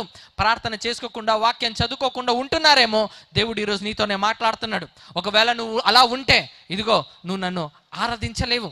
నన్ను ఆరాధించాలంటే ఆత్మతోను సత్యముతోను హృదయపూర్వకంగా నువ్వు ఆరాధించాలి. అలా ఆరాధించాలన్నప్పుడు నాతో సహవాసం ఉండాలి కదా, నా మాటలు వినాలి కదా, నా వాక్యాన్ని ధ్యానించాలి కదా. ఇలా చేసినప్పుడే కదా నీ గుండెల్లో క్రీస్తు ఉంటాడు. లేకపోతే అజాగ్రత్త కలిగి ఉన్నావేమో, దేవుడు ఈరోజు నీతోనే మాట్లాడుతున్నాడు. నేను వచ్చింది ఇలా నువ్వు అజాగ్రత్త కలిగి ఉన్నా నీకోసం నేను వచ్చాను, నిన్ను రక్షించుకోవడానికే నేను వచ్చాను అని అంటున్నాడు ప్రభు. నిజమే ప్రియులారా, అజాగ్రత్త అనేది మంచిది కాదు ప్రియులారా. ఒకసారి ఏం జరిగిందంటే, ఒక ఆమె వేడి నీళ్ళు డేక్షలో పట్టుకొని వెళ్తుందండి. వేడి నీళ్ళు డేక్షలో పట్టుకొని వెళ్తుంటే టీవీ సీరియల్ వచ్చిందంట. టీవీ సీరియల్లో కార్తీక దీపం గురించి యాడ్ వచ్చింది. రేపు ఏం జరగబోతుందో ఏదో చూపిస్తున్నారంట. ఈమె నిలబడి, ఆ డేక్ష నిలబడి ఇట్లా చూస్తుందన్నమాట. అలా చూస్తుంటే చిన్న బాబు ఉన్నాడు, ఇక్కడ 2 నెలలు బాబు అక్కడ పడుకోబెట్టారు. ఈమె తీసుకొని వెళ్తుంది. ఆ యాడ్ రేపు ఏం జరుగుతుందో చూడాలని చెప్పి అలా ఆ బరువు ఉన్న దాన్ని అలా పట్టుకొని నిలబడి ఉందన్నమాట. అలా నిలబడి ఉన్నప్పుడు ఏం జరిగిందనంటే, బరువు ఎక్కువైపోయింది, వేడి ఎక్కువైపోయింది. అలా చేయి కాలగానే అలా వదిలేసింది ఆమె ఆ డేక్ష అలా వదిలేసింది. అలా డేక్ష వదిలితే బాబు అక్కడ ఉన్నాడు, డేక్ష ఇక్కడ పడింది. డేక్ష ఇలా కింద పడి ఏమైందో తెలుసా? మొత్తం నీళ్ళంతా పోయి ఆ బాబు మీద పడిపోయిందండి. నీళ్ళంతా పోయి ఆ బాబు మీద పడిపోయింది. గట్టిగా అయ్యో అని చెప్పి ఏడ్చేసింది అనమాట. ఈమె అరిచేసరికి భర్త పరిగెత్తుకుంటూ వచ్చి ఏమైంది అని చూస్తే బాబు మీద వేడి నీళ్ళు పడిపోయింది. బాబు అరుస్తున్నాడు. భర్త చూశాడు, సీరియల్ చూస్తూ నిలబడి ఏమో చేసిందని ఆయనకు అర్థమైపోయింది. వెంటనే గుడ్డ చుట్టి బాబును ఆటోలో హాస్పిటల్ తీసుకెళ్లారు. కానీ తీసుకెళ్తే హాస్పిటల్ తీసుకెళ్లేసరికి డాక్టర్స్ ఏమన్నారో తెలుసా? బాబు చిన్న బాబు కదా, 2 నెలలు కదా, మృదువైన చర్మం కదా, ముక్కులో నుంచి నోట్లో నుంచి వేడి నీళ్ళు లోపలికి వెళ్ళిపోయింది, మొత్తం అంతా కాలిపోయింది, చచ్చిపోయాడని చెప్పారండి. బాబు చచ్చిపోయారని చెప్పింది. ఇప్పుడు ఎందుకు ఇలా జరిగింది అని అంటే, అజాగ్రత్త. ఏం పర్వాలేదులే, ఏం పర్వాలేదు. నెగ్లిజెన్స్ చాలా ప్రమాదము ప్రియులారా. ఏం పర్వాలేదని అనుకుంటాం, అదే మన నెత్తి మీదకి వస్తుంది. ఇంకొక వీడియో చూశాను, వాట్సాప్లో ఒక వీడియో వచ్చింది. ఆ వీడియో ఏంటంటే, ఒక వ్యక్తి కెమెరా ఇలా పెట్టుకొని సెల్ఫీ పెట్టుకొని ఇలా నిలబడి ఉన్నాడు. ఎక్కడో తెలుసా? రైల్వే ట్రాక్ దగ్గర నిలబడి ఉన్నాడు. ట్రైన్ దగ్గరకు వస్తే పక్కకు జరిగిపోదామని అనుకున్నాడు. దగ్గరకు వచ్చిన తర్వాత నేను పక్కకు జరిగాను చూడండి అని చెప్పి దాన్ని అప్లోడ్ చేసి లైకులు, కమెంట్లు, షేర్లు రావాలని ఎక్స్పెక్ట్ చేసి సెల్ఫీ పట్టుకొని ఇలా నిలబడి ఉన్నాడు. నిలబడి ఉంటే ట్రైన్ వస్తుంది, పాపం డ్రైవర్ హార్న్ చేస్తూనే ఉన్నాడు. చాలా వేగంగా వస్తుంది. ఆ వస్తున్న వేగాన్ని అంచనా వేయలేకపోయాడు, నిలబడి ఉన్నాడు. ఇంకేం దగ్గరకు వచ్చింది, పక్కకి వెళ్దామని అనుకున్నాడు. ఈలోగా ట్రైన్ వచ్చి తలకు గుద్దేసిందని తిరిగి కింద పడ్డాడు. ఫ్రెండ్స్ అందరూ పరిగెత్తుకొని వెళ్ళి చూసేసరికి చచ్చిపోయి ఉన్నాడు. బలంగా ఆ ఫోర్స్తో తగిలితే ఉంటుందంటారా తల? మీరు ఉండదు, చచ్చిపోయాడండి. తను అనుకున్నాడు, ఇలాంటి వీడియోస్ అప్లోడ్ చేస్తే ఎన్ని లైకులు వస్తాయో, ఎన్ని కమెంట్లు వస్తాయో, ఎన్ని షేర్లు వస్తాయో అని అనుకున్నాడు. మొత్తానికి ప్రాణమే పోయింది. ఎందుకు జరిగిందంటారు? అజాగ్రత్త వలన కాదంటారా? చెప్పండి. నెగ్లిజెన్స్ వల్ల కాదంటారా? చెప్పండి. నెగ్లిజెన్స్గా ఉంటూ కేర్లెస్నెస్గా ఉంటే జరగదంటారా? చెప్పండి. మనం ఊహించని టైంలో మనం చచ్చిపోయే పరిస్థితులు ఏర్పడతాయి ప్రియులారా. ఇంకా వాక్యంలో కూడా చూడగలిగితే సామెతల గ్రంథం 19:16 చూడండి. సామెతల గ్రంథం 19:16 చూడండి. అక్కడ ఏమని రాయబడిందో, ఆజ్ఞను గైకొనువాడు తన్ను కాపాడుకొనువాడు తన ప్రవర్తన విషయమై అజాగ్రత్తగా నుండివాడు బ్రతుకుతాడనుందా? చచ్చిపోతాడనుందా? చచ్చిపోతాడంట. కాబట్టి ఆత్మీయ జీవితంలో అజాగ్రత్త వద్దు. కాబట్టి 2 ఉపమానాలు చెప్పాడు ప్రభు. ఒకటి, తప్పిపోయిన గొర్రె. ఎందుకు తప్పిపోయింది? ఒక గొర్రె అజ్ఞానం వలన, లోకాశల వలన తప్పిపోయింది. ఇప్పుడు రెండోది మాట్లాడాడు. ఈమె నాణ్యం పోగొట్టుకునిందంట. ఎందుకు? అజాగ్రత్త వలన నాణ్యం పోగొట్టుకునింది. అందుకే క్రీస్తు అంటున్నాడు, నీలో నేను జన్మించాలి, నీలో నేను లేనప్పుడు అజ్ఞానంగానే ఉంటావు, కాబట్టి అది జరగకూడదనే యేసుక్రీస్తు వారు అలాంటి వ్యక్తుల కోసం వచ్చారంట. ఈరోజు వాక్యం వింటున్న మీలో అజాగ్రత్త కలిగి ఉన్నారేమో, వాక్యాలు తెలిసి కూడా అజాగ్రత్త కలిగి ఉన్నారేమో, వద్దని అంటున్నాడు ప్రభు. ఇప్పుడైనా మీ మనసును మార్చుకొని క్రీస్తుకి మీ హృదయాన్ని సమర్పించుకోమనే చెప్తున్నాడు ప్రభు. ఇంకా చివరిది, మూడోది, మీరందరూ చాలాసార్లు వినేసిందే, త్వరగా చెప్పి ముగిస్తాను, కంగారు పడకండి. ఈ మూడోది, ఈ ఉపమానం గురించి ఆలోచిస్తే ఎవరి గురించి రాయబడింది తెలుసా? తప్పిపోయిన కుమారుడు. ఎంతమందికి తెలుసా అండి తప్పిపోయిన కుమారుడు గురించి? ఎత్తుతారా? తప్పిపోయిన కుమారుడు గురించి ఏంటి తెలియదేటి, వినలేదేటి? అయ్యో బాబాయ్, చిన్నప్పటి నుంచి నేను వింటున్నాను నేను తప్పిపోయిన కుమారుడు గురించి. అసలు తప్పిపోయిన కుమారుడు గురించి తెలియనోడు లేడు నాకు తెలిసినంత వరకు. మీరు సంఘానికి వెళ్తే, చర్చిలకు వెళ్తే అసలు ఇలాంటి సంగతులు వినకుండా మీరు ఉండలేరు. ఎందుకనంటే అంత గొప్ప చరిత్ర, లేకపోతే అంత గొప్ప విషయము అక్కడ మరి చెప్పబడింది. చాలామంది దైవజనులు మరి ఎంతోమంది తప్పిపోయిన పరిస్థితుల నుంచి దేవుని దగ్గరికి ఎలా వచ్చారు, ఆ సందర్భాన్ని రుజువు చేసే విషయాలన్నమాట. సరే, మొత్తానికి ఇప్పుడు మనం చూస్తే మూడోది ఏంటనంటే తప్పిపోయిన కుమారుడు. ఒక తండ్రికి 2 పిల్లలు ఉన్నారంట. ఎంతమంది? అందులో చిన్నోడంట, నాన్న నా ఆస్తి నాకు ఇచ్చేయి అని అడిగాడట. ఏంటట? నా ఆస్తి నాకు ఇచ్చేయని అడిగాడంట. పాపం తండ్రి సరే అని చెప్పి ఆస్తి పంచిపెట్టేశాడంట. ఇక్కడ ఒక విషయం చెప్తాను, జాగ్రత్తగా గమనించండి. ఇప్పుడు తండ్రి బ్రతుకున్నప్పుడు, తండ్రి ఇంకా బ్రతికే ఉన్నప్పుడు ఆస్తి పంచమని కుమారుడు అడగకూడదండి. ఒకవేళ అడిగితే యూదుల ఆచారం ప్రకారము ఆ కుమారుడు ఆ తండ్రిని చంపేశాడు అని, ఆత్మీయంగా చంపుకున్నాడు అని, నాకు తండ్రి అవసరం లేదు అని. అంటే మీకు అర్థమవుతుందా? ఇప్పుడు ఈ తప్పిపోయిన కుమారుడు ఏం చెప్తుండో తెలుసా? నువ్వు నాకు అవసరం లేదు, నా దృష్టిలో నువ్వేమైపోయావు, చచ్చిపోయావు, నువ్వు నాకు అవసరం లేదు, నీ ఆస్తి ఇచ్చేయి. మనం కూడా అంతే, దేవా నువ్వు నాకు అవసరం లేదయ్యా, మంచి ఉద్యోగం ఇవ్వు, ముందు ఇల్లు కట్టాలి, ఇల్లు కట్టడానికి సాయం చేయి, పొలాలు కొనాలి, రొయ్యల చెరువులు కట్టుకోవాలి, ముందు వాటి సంగతి చూడు. నువ్వొద్దు, ఏం కావాలి? ఆస్తులు కావాలి. నువ్వు ప్రార్థన చేయవు, ఏం కావాలి? దేవుని దీవెనలు కావాలి. నువ్వు సహవాసం పెట్టుకోవు, కానీ దేవుడు అన్నీ ఇచ్చేయాలి. ఈ బ్యాచ్, ఈ కోవకు చెందిన వాళ్ళు అనమాట. సో మొత్తానికి అడిగాడు తండ్రి, సరేలే అని చెప్పి ఆస్తి రాసి ఇచ్చేస్తే తీసుకెళ్ళాడంట. ఊర్లో అంతా పోయి ఎక్కడో దూరంగా పోయి బాగా ఎంజాయ్ చేశాడంట. ఎంజాయ్ చేసి కరువు వచ్చిందంట. ఉన్న స్నేహితులు అందరూ వదిలేశారు. ఏం చేయాలో తెలియని పరిస్థితి, డబ్బులన్నీ అయిపోయేసరికి ఇప్పుడు తన పరిస్థితి ఎలా ఉందో, అక్కడ ఏం జరిగిందో జాగ్రత్తగా మనసు పెట్టి చదవండి. అద్భుతమైన విషయాలు అక్కడ దేవుడు మనకు తెలియపరిచాడు. చూడండి ఏమని రాయబడిందో. లూకాసు వార్త 15వ అధ్యాయం 14వ వచనం నుంచి చూద్దాం. 14వ వచనం. అదంతయు ఖర్చు చేసిన తర్వాత ఆ దేశమందు గొప్ప కరువు రాగా వాడు ఇబ్బంది పడి సాగి వెళ్ళి ఆ దేశస్థులలో ఒకని చెంత చేరెను. అతడు పందులను మేపుటకు తన పొలములలోనికి వానిని పంపెను. ఎక్కడికి వెళ్ళి జాయిన్ అయ్యాడంట? పందులు మేపే వాడి దగ్గరికి వెళ్ళి జాయిన్ అయ్యాడంట. వాస్తవంగా ఆస్తిపరుడు అండి, ఐశ్వర్యవంతుడండి ఈ కుమారుడు. వాళ్ళ నాన్నకు చాలా ఆస్తి ఉందండి, చాలా మంది సేవకులు ఉన్నారండి ఆయన కింద. కానీ ఇప్పుడు పందులు మేపడానికి వెళ్ళాడంట. మీరు ఆలోచించండి, యూదులు ఎక్కడ కూడా వాళ్ళు గొర్రెలను మేపుతారు కానీ పందులను మేపరు. ఎందుకో తెలుసా? వాళ్ళు అపవిత్రమైన జంతువుగా ఎంచుకుంటారు. వాళ్ళు గొర్రెల్ని మేపుతారు కానీ పందుల్ని మేపరు. మరి పందుల్ని మేపది ఎవరనంటే అన్యులు. ఇప్పుడు చూడండి, ఆస్తిపరుడు, తండ్రికి మంచి ఆస్తిపరుడు కుమారుడు, వారసుడు, ఇతను పోయి ఏం చేస్తాడంటే ఒక అన్యుడి కింద పనిచేస్తూ ఆ పందుల్ని చూసుకునే పనిలో ఉన్నాడంట. తర్వాత ఏం జరిగింది చూడండి 16వ వచనంలో. వాడు పందులు తినే పొట్టుతో తన కడుపు నింపుకొని ఆశపడను గాని ఎవడును వానికి ఏమీ ఇయ్యలేదంట. కనీసం ఆ పందులు తిండని ఏదైనా తిందాము, ఆ పొట్టులో ఉన్నది ఏదైనా వాటినైనా తిందాం, ఆ గింజలైనా తిందామని అనుకున్నాడంట. అది కూడా ఎవరు ఇవ్వలేదంట. ఇవ్వకపోయేసరికి ఇప్పుడు బుద్ధి వచ్చిందంట. బుద్ధి వచ్చి ఏమన్నాడో జాగ్రత్తగా చూడండి. 3 మాటలు చెప్తాడు. 3 మాటలు చెప్తాడు. ఆ మాటలు జాగ్రత్తగా చూడండి. ఏం చెప్తున్నాడో చూడండి. అయితే బుద్ధి వచ్చినప్పుడు వాడు నా తండ్రి యొద్ద ఎంతో మంది కూలివాండ్రకు అన్నము సమృద్ధిగా ఉన్నది, నేనైతే ఇక్కడ ఆకలికి చచ్చిపోవచ్చున్నాను. నేను లేచి నా తండ్రి యొద్దకు వెళ్ళి, ఇక్కడి నుంచి అండర్లైన్ చేసుకోండి, నేను లేచి నా తండ్రి వద్దకు వెళ్ళి, తనకు తానే మనసులో చెప్పుకుంటున్నాడు. ఏమేమి చెప్పాలనుకున్నాడో చూడండి. 3 విషయాలు చెప్పాలనుకుంటాడు. ఏమని చెప్పాలనుకుంటున్నాడు చూడండి. తండ్రి, నేను పరలోకమునకు విరోధముగాను నీ ఎదుటను పాపము చేసి తిని. మొదటి మాట ఏంటి చెప్పండి. తండ్రి, పరలోకమునకు నేను పరలోకమునకు విరోధముగాను నీ ఎదుట పాపము చేసి తిని. ఇది మొదటి మాట. జాగ్రత్తగా వినండి. ఇప్పుడు ఈ కుమారుడు ఏమని మాట్లాడుతున్నాడో జాగ్రత్తగా చూడండి. ఆ మాట ఏమని అన్నాడంటే, నేను పరలోకమునకు విరోధముగా అని అన్నాడండి. పరలోకమునకు విరోధముగా అని అంటున్నాడు.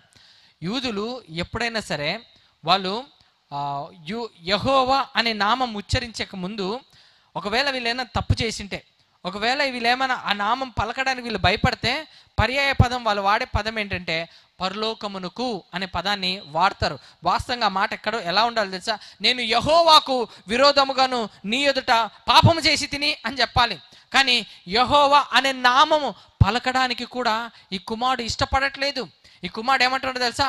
పరలోకమునకు అనే మాట అంటున్నాడు. ఎందుకంటే పాత నిబంధనలో వాళ్ళకు ఒక ఆజ్ఞ ఉంటుంది. నీ దేవుడైన యెహోవా నామాన్ని వ్యర్థముగా ఉచ్చరింపకూడదు అనే మాట ఉంది. కాబట్టి పాపం చేసిన వాడు ధైర్యంగా పలకలేడండి, యెహోవా అనే పేరు పలకలేడండి. అందుకే దానికి పర్యాయ పదం పరలోకమునకు అనే పదాన్ని వాడతారు వాళ్ళు. ఇప్పుడు మీరు బాగా ఆలోచిస్తే ప్రియులారా, యూదులు కూడా వాళ్ళకు రాజులకు అప్పుడు ఏమైనా మాకు బైబిల్ కావాలి, ధర్మశాస్త్రం కావాలంటే, ఇప్పుడంటే మనకు బుక్స్ వచ్చింది, ప్రింట్ చేసి ఇచ్చేస్తాం. ఆ రోజుల్లో అలా లేదు. కూర్చొని రాయవలసిన పరిస్థితి. శాస్త్రులు, యాజకులు కూర్చొని ఏం చేసేవాళ్ళు తెలుసా? కూర్చొని రాసి, రాజులు కానీ పెద్ద పెద్ద వాళ్ళు కానీ కావాలని అన్నప్పుడు ఈ గ్రంథాన్ని వాళ్ళ చేతికి ఇచ్చేవాళ్ళు. అయితే వాళ్ళు ఏం చేసేవాళ్ళు తెలుసా? రాసేటప్పుడు యెహోవా అనే మాట రాయాల్సి వచ్చింది అనుకోండి. యెహోవా అనే మాట రాయాల్సి వస్తే పెన్ అక్కడ పెట్టి వెళ్ళి స్నానం చేసి వచ్చి కూర్చొని యెహోవా అని రాసేవాళ్ళు. వాళ్ళు అంత భయపడతారు. దేవుడి నామం అది పవిత్రంగా ఉండాలని ఆలోచిస్తారు. యెహోవా మరియు అని ఏదో ఒక పదం రాసి మరలా యెహోవా అని రాయాల్సి వస్తే మళ్ళీ ఏం చేస్తారు తెలుసా? మళ్ళీ పెన్ను కింద పెట్టి మరలా వెళ్ళి స్నానం చేసుకొని మరలా వచ్చి మరలా కూర్చొని రాస్తారు. అంత భయం అండి వాళ్ళకు, అంత భయం అండి. సో వాళ్ళు యెహోవా అనే పదానికి పర్యాయ పదం పరలోకం అని పిలుస్తారు. ఇప్పుడు మీరు బాగా ఆలోచిస్తే ఈ కుమారుడు ఏమంటారు తెలుసా? నేను పరలోకమునకును నీకును విరోధంగా ఏం చేశాను? పాపము చేశాను. అంటే ఈ కుమారుడికి వాక్యము తెలుసా? తెలుసు. యెహోవా నామాన్ని వ్యర్థంగా ఉచ్చరింపకూడదని పరలోకం అనే పదాన్ని వాడుతున్నాడంటే ఒకసారి ఆలోచించండి. ఈ కుమారుడికి వాక్యము తెలుసా? తెలుసు, అన్నీ తెలుసు. ఇప్పటి వరకు 2 విన్నాం. ఒకటేమో అజ్ఞానం వల్ల, లోకాశ వల్ల తప్పిపోయింది గొర్రె. రెండోది విన్నాం, అజాగ్రత్త వలన తప్పిపోయింది నాణ్యము. అయితే ఈ 3వ కేటగిరీ ఏంటో తెలుసా? ఎవరో తెలుసా? వీళ్ళు అన్నీ తెలిసి కావాలని తప్పిపోయిన వాళ్ళు. నీకు అర్థమవుతుందా? మీకేం వాక్యాలు తెలియక కాదు, మీకేం సేవకులు చెప్పక కాదు, మీకు అన్నీ తెలుసు. వాక్యంలో ఏవి పాటించాలో ఏవి పాటించకూడదో, ఎలా నడుచుకోవాలో ఎలా నడుచుకోకూడదో మీకు అన్నీ తెలుసు. అన్నీ తెలిసి కావాలని తప్పిపోయే బ్యాచ్ అన్నమాట. అలాంటి వారి గురించి మాట్లాడుతున్నాడు యేసుక్రీస్తు వారు. ఈరోజు నువ్వు కూడా అలాగే కావాలని తప్పిపోయావేమో, అన్నీ తెలిసి కావాలనే నువ్వు దారి తప్పిపోయి దేవునికి దూరం అయిపోయి బ్రతుకుతున్నావేమో. నీ గురించే దేవుడు మాట్లాడుతున్నాడు. కావాలని తప్పిపోయిన బ్యాచ్ ప్రియులారా వీళ్ళంతా. మీరు ఎప్పుడైనా కుక్క పిల్లని పెంచుకున్నారు అనుకోండి.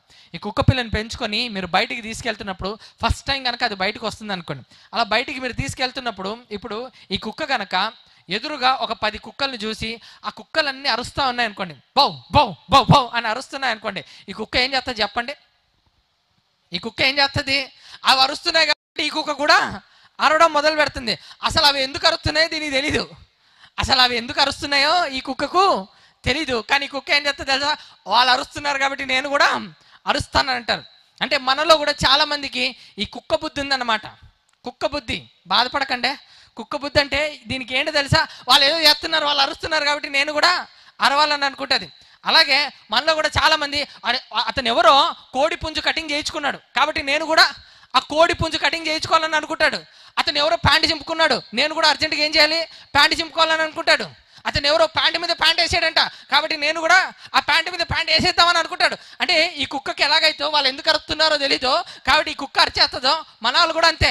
లోకంలో వాళ్ళు ఏదో చేశారంట, మనం కూడా అర్జెంటుగా చేయాలి. వీళ్ళకేం వాక్యం తెలియక కాదు, మన క్రైస్తవులే ఆత్మీయులుగా అస్సలు కనపడరు.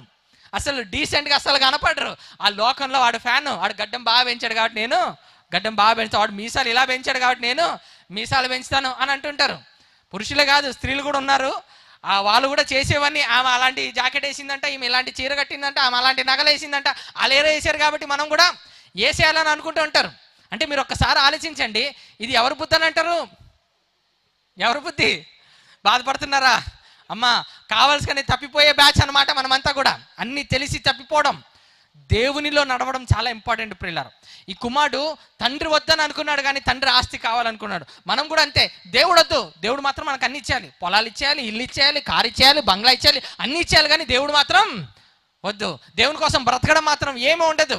కానీ కొంచెం నొప్పి వచ్చిందంటే ఎందుకు దేవా అని మరలి తిరిగి ప్రశ్నించడం, ఇలాంటివి బాగా అలవాటు అయిపోయిందండి మనకు. కానీ ఈ కుమారుడు తప్పిపోయాడు. ఎందుకో తెలుసా? అన్నీ తెలిసి కావాలని తప్పిపోయాడు. ఈరోజు నీకు తెలుసు నేను తప్పిపోయాను, నేను చూడకూడని దృశ్యాలు చూడకూడదు అని తెలుసు నీకు, అయినా చూస్తున్నావు. నువ్వు చేయకూడని పనులు చేయకూడదని తెలుసు, అయినా చేస్తున్నావు. నువ్వు ఈ దేహం దేవుని ఆలయం నీకు తెలుసు, అయినా ఈ దేహాన్ని ఏం చేస్తున్నావు? నువ్వు పాడు చేస్తున్నావు. ఏమండి, ఈ దేహం కనుక మీరు మార్కెట్లో తీసుకెళ్ళి, ఏమండి నా అవయవాలు అన్నీ ఇచ్చేస్తాను, తీసుకొని డబ్బులు ఇవ్వండి అని అంటే ఏమంటారు తెలుసా? ఏమంటారు తెలుసా? సుమారుగా నీ అవయవాలకు వాళ్ళు కట్టిన రేట్ ఏంటో తెలుసా? 4 కోట్ల నుంచి 10 కోట్లు పలుకుతుందండి. నీ కళ్ళు, నీ గుండె, లివరు, కిడ్నీ ఇవన్నీ తీసుకొని దానం చేసావు అనుకో, సుమారుగా 4 కోట్ల నుంచి 10 కోట్లు నీ శరీరం విలువ. ఇప్పుడు ఒక విషయం చెప్తాను, జాగ్రత్తగా వినండి. ఒక బండి ఉందని అనుకోండి, బైక్ ఎంత ఉంటుందండి సుమారుగా? ఒక బైక్ ఎంత ఉంటుంది? 1,00,000 వేసుకుందామా? Very good. ఇప్పుడు 1,00,000 పెట్టి బైక్ కొన్నానండి నేను. ఎంత పెట్టి? 1,00,000 పెట్టి బైక్ కొన్నాను. ఇప్పుడు ఆ బైక్ ముందుకు వెళ్ళాలంటే, కదలాలంటే అందులో ఏం పోయాలి? పెట్రోల్ పోయాలి. నేను పెట్రోల్ కాకుండా స్టైల్గా వాటర్ బాటిల్ తీసుకెళ్ళి వాటర్ పోసాను అనుకోండి, మీరు చూసి నన్ను ఏమంటారు చెప్పండి? నిజంగా ఏమంటారు చెప్పండి? నన్ను అసలు తలకాయ ఉందా? మైండ్ పనిచేస్తుందా? నీకు తెలివి ఉందా లేదా? అందులో నీళ్లు పోస్తే ఇంజిన్ పాడైపోతుంది. 1,00,000 పెట్టి కొన్నాం, ఇంజిన్ పాడైపోతుంది అయ్యా, ఆ మాత్రం తెలీదా నీకు అని చెప్పంటారు. ఓహో మంచిది, బాగానే ఉంది. 1,00,000 రూపాయలు బండి పెడితే అందులో పెట్రోల్ పోయాలి, నీళ్లు పోయకూడదని ఈ జ్ఞానం మనిషికి ఉంది. ఓకే, బాగుంది. ఇప్పుడు 4 కోట్ల నుంచి 10 కోట్లు విలువైన ఈ శరీరం, ఇందులో నీళ్లు పోయండి, మంచిదే. మజ్జిగ తీసుకోండి, మంచిదే. జ్యూసులు తాగండి, మంచిదే. బ్రాందీలు, విస్కీలు, రమ్ములు అని చెప్పి వేసేస్తున్నారే, మరి ఇది పాడైపోదా? ఇది పాడైపోదా? 1,00,000 రూపాయలు బండి దగ్గర ఎంత జాగ్రత్త అండి మనిషికి. 1,00,000 రూపాయలండి అని చెప్పి అంటాడండి. నీళ్లు పోస్తే 1,00,000 రూపాయలు బండి ఇంజిన్ పాడైపోతుందని అంటారు. మరి అంతకంటే విలువైంది కదా నీ శరీరము, ఇది పాడవదా? నచ్చినప్పుడెల్లా రమ్ము, విస్కీ, బ్రాండీ, ఇంకా ఏవో పేర్లు ఉంటాయి కదా, నచ్చినప్పుడెల్లా వేసేస్తుంటారు, మత్తులోకి వెళ్ళిపోతుంటారు. విలువైన దేహం కదా, దీనికి ఆ జాగ్రత్త లేదా? కొనే వస్తువు దగ్గర ఉందండి జాగ్రత్త, కానీ మనిషి ఏంటో మరి వస్తువులకి ఇస్తున్నాడు కానీ విలువైన శరీరానికి మాత్రం ఇవ్వట్లేదు. ఆఖరికి విచిత్రం ఏంటంటే, ఒక ఫోన్ కొనండి, ఆ ఫోన్ కింద పడితే ఎక్కడ డిస్ప్లే పోతుందని ఏం వేయించుకుంటాడు? ఒక గ్లాస్ వేయించుకుంటాడు, టెంపర్ గ్లాస్లో వేయించుకుంటాడు. ఎందుకు? ఫోన్ మళ్ళీ కింద పడితే 4,000 5,000 మళ్ళీ డిస్ప్లేకి పెట్టాలి కదా. అరే 4,000 5,000కు నువ్వు ఆలోచించావు, అంతకంటే విలువైందయ్యా నీ శరీరము. ఎందుకు ఆలోచించుకోలేకపోతున్నావు? అన్నీ తెలుసు, తప్పని తెలుసు, ఎందుకు ఇంకా మరలా అదే పాపం చేస్తున్నావు? తెలుసు కదా ఇల్లీగల్ రిలేషన్షిప్స్ ఉండకూడదని, అక్రమ సంబంధాలు ఉండకూడదని తెలుసు, అయినా ఏం చేస్తారు? అదే పాపాన్ని మరలా చేస్తారు, అదే తప్పుని మరలా చేస్తారు. అన్నీ తెలిసి కావాలని తప్పిపోయిన బ్యాచ్ గురించే యేసుక్రీస్తు వారు మాట్లాడుతున్నారు. నీకోసం నేను వెతుక్కుంటూ వచ్చాను ఈ రాత్రి. అన్నీ తెలిసి తప్పిపోతున్నావు కదా, వాక్యాలు తెలిసి కూడా తప్పిపోతున్నావు కదా, నీకోసమే వచ్చానంటున్నాడు ప్రభు. నీ గుండెలో చోటు సంపాదించుకోవడానికి వచ్చానంటున్నాడు ప్రభు.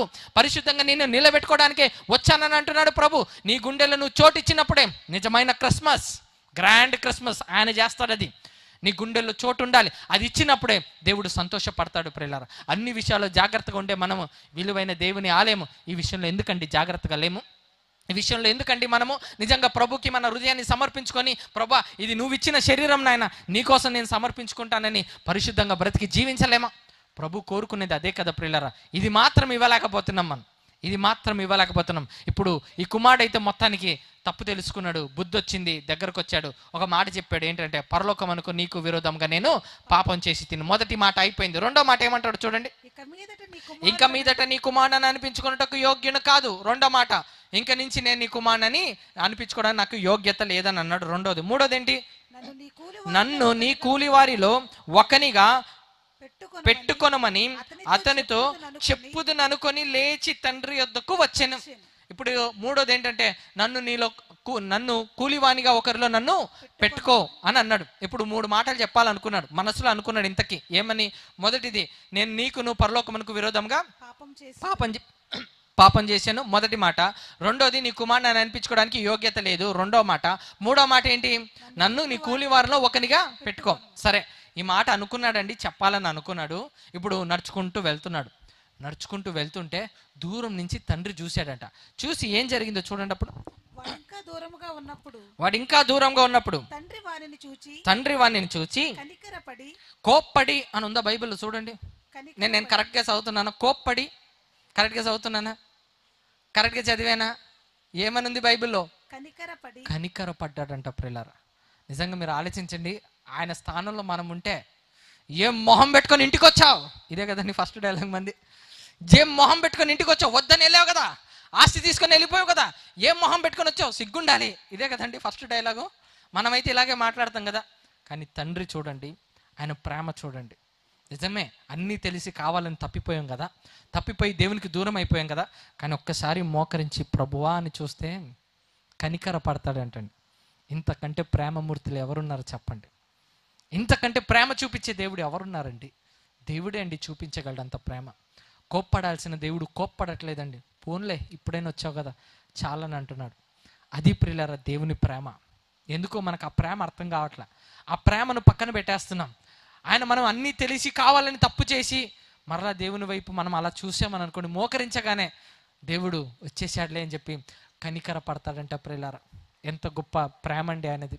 మనమైతే నిజంగా కోప్పడతాం, తిట్టేస్తాం, అనేస్తాం, ఏ మొహం పెట్టుకొని వచ్చినావు పో, నీకు నా ఇంట్లో చోటు లేదు, ఇలాంటి డైలాగులు కొట్టేస్తాం. కానీ దేవుడు మాత్రం కనికర పడ్డాడంట. కనికరపడి ఏం చేశాడంట చూడండి, పరిగెత్తుకొని వాని మెడ మీద పడి ముద్దు పెట్టుకొనేను. అప్పుడు ఆ కుమారుడు అతనితో మెడ మీద పడ్డాడంట, ముద్దు పెట్టుకున్నాడంట. మొత్తానికి నువ్వు వచ్చావని చాలా సంతోషంగా ఉన్నాడంట తండ్రి. సంతోషంగా ఉన్నాడు. ఇప్పుడు ఎన్ని మాటలు చెప్పాలని అనుకొని వచ్చాడు కుమారుడు? 3 మాటలు, 3 విషయాలు చెప్పాలి. ఏంటేంటి? నేను నీకును పరలోకమునకు విరోధంగా పాపం చేశాను ఒకటి. రెండవది ఏంటి? నీ కుమారుని అనిపించుకోవడానికి యోగ్యుని కాను. మూడోది ఏంటి? కూలివానిలో ఒకనిగా నన్ను పెట్టుకోనని. అయితే చూడండి ఏం చెప్తున్నాడు, తండ్రి నేను పరలోకమునకును విరోధముగాను నీ ఎదుటను పాపము చేసి తిని. ఫస్ట్ పాయింట్ అయిపోయిందా? మొదటి మాట అయిపోయింది. చెప్పాలనుకున్నాడు, చెప్పేశాడు. ఓకే, నెక్స్ట్ చూడండి. ఇక మీదట నీ కుమారుడనని అనిపించుకున్నట్టుకు యోగ్యుడను కానే నేను. రెండో మాట చెప్పేశాడా లేదా? చెప్పాడని వాళ్ళు చేతులు ఎత్తండి. ఫాలో అవుతున్నారని నాకు ఒక ఐడియా ఉంటుంది. ఓకే, సరే. ఇప్పుడు మూడో మాట ఏంటి చెప్పండి? మూడో మాట ఏంటి? కూలివానిలో ఒకరిగా నన్ను పెట్టుకొని. కానీ మీరు జాగ్రత్తగా చూడండి ఆ సందర్భం. ఆ మూడో మాట తండ్రి వినడానికి కూడా ఇష్టపడలేదు ప్రియులారా. 2 మాటలు మాట్లాడగానే ఇంకా థర్డ్ మాట చెప్పాలి, కానీ తండ్రి ఆ మాట వినడానికి కూడా ఇష్టపడలేదు. నువ్వు నాకు కూలివాడివేంట్రా, నీవు నా కుమారుడివి అని అంటాడు. చూడండి, ఆ తండ్రి మూడో మాట చెప్పక ముందే ఏం చేశాడో చూడండి. ఆ తండ్రి అయితే తండ్రి తన దాసులను చూచి ప్రశస్త వస్త్రమును త్వరగా తెచ్చి వీనికి కట్టి వీని చేతికి ఉంగరం పెట్టి పాదములకు చెప్పులు తొడిగించుడి అని అన్నాడు. చూడండి, తండ్రి ఏం చేశాడంటే మూడో డైలాగ్ రావాలి, మూడో మాట రావాలి. ఆ మాట ఏంటి? నన్ను కూలివానిలో ఒకనిగా పెట్టుకో. నువ్వు కూలివాడివేంట్రా, నువ్వు నా కుమారుడివి, నువ్వు నా కుమార్తెవి అని చెప్పి ప్రశస్తమైన వస్త్రం తీసుకురమ్మన్నాడట. బట్టలంతా మురికిగా ఉంది. నువ్వు నా కుమారుడివి, ఎలా ఉండాలి? కాబట్టి దేవుడు ఏం చేశాడు తెలుసా? ఇదిగో లోక మాలిన్యాన్ని అంటించుకున్న నీ వస్త్రాలను, పాడైపోయిన నీ వస్త్రాలను తీసేసి ప్రశస్తమైన మహిమగల ఆ వస్త్రాన్ని ఇచ్చాడంట ఆ కుమారుడికి. ప్రశస్తమైన వస్త్రాన్ని ఇచ్చాడంట. అంటే పాపాలన్నిటిని కడిగేసి ప్రశస్తమైన వస్త్రాలు ఇచ్చాడు. ఇచ్చి ఉంగరం తొడగండి అని అన్నాడు. ఉంగరం దేనికి సాదృశ్యం తెలుసా? అధికారానికి సూచన. నా కుమారుడు నా సింహాసనం మీద కూర్చోాలి, కూలివాడిగా ఉంటానంటాడేటి? తప్పు చేశాడు నిజమే, వెనకొచ్చేసాడు. కాబట్టి నీ అధికారం నీదే నాన్న, నీ సింహాసనం నీదే, ఎక్కడికి వెళ్ళలేదు, ఆ సింహాసనం నీదే అని చెప్పి దేవుడు ఏం చేశాడు తెలుసా? ఉంగరం వేసాడంట. చెప్పులు తడగండి అని అన్నాడు. అంటే సమాధాన పడిపోయి నా కుమారుతో నా కుమారుడికి ఇంకా ఏమీ లేదు. ఎంత అద్భుతం అండి, ఆలోచించండి. కావాలని తెలిసి పాపం చేసి దేవునికి దూరం అయిపోయి ఒక్కసారి నిజమైన పశ్చాత్తాపముతో, నిజమైన మారు మనస్సుతో ఒక్కసారి ఆ ప్రభు వైపు చూస్తే ఏమంటారు తెలుసా? సమాధాన పడిపోయాను రా, నీకు నాకు ఇంకా ఏ గొడవ లేదు. ఒక మాటలో చెప్పాలంటే నువ్వు చేసిన ప్రతి పాపాన్ని దేవుడు మర్చిపోయాడు ప్రియులారా. ప్రతి పాపాన్ని క్రీస్తు రక్తం ద్వారా కొట్టివేశాడు, దేవుడు తుడిచివేశాడండి. ఇంతకంటే బంపర్ ఆఫర్ ఇంకెవరైనా ఇస్తారండి ప్రపంచంలో? దేవుడు ఏమన్నా తెలుసా? రక్షణ ఉచితం అని అన్నాడు దేవుడు. రక్షణ ఫ్రీ అండి. మీకు అర్థమవుతుందా? రక్షణ ఫ్రీ అని అన్నాడు దేవుడు. మనోళ్ళు ఫ్రీ అంటే ఏది వదలరు కదండి. ఫ్రీగా దొరికితే ఫినాయిల్ కూడా తాగెత్తారంట. ఏటో మరి, ఫ్రీగా దొరికితే ఫినాయిల్ కూడా తాగెత్తారంట. ఫ్రీ అంటే చాలండి. జియో సిమ్లు ఫ్రీ అన్నారు, అందరూ తెగ కొనేశారండి.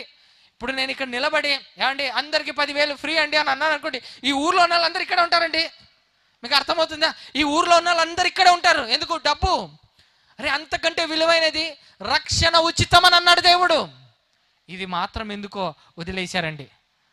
ఏదో కూటములు అంట, ఏదో చెప్పుకుంటారంట, ఏదో క్రీస్తు బాబు గురించి ఏదో చెప్పేసుకొని వెళ్ళిపోతారంట.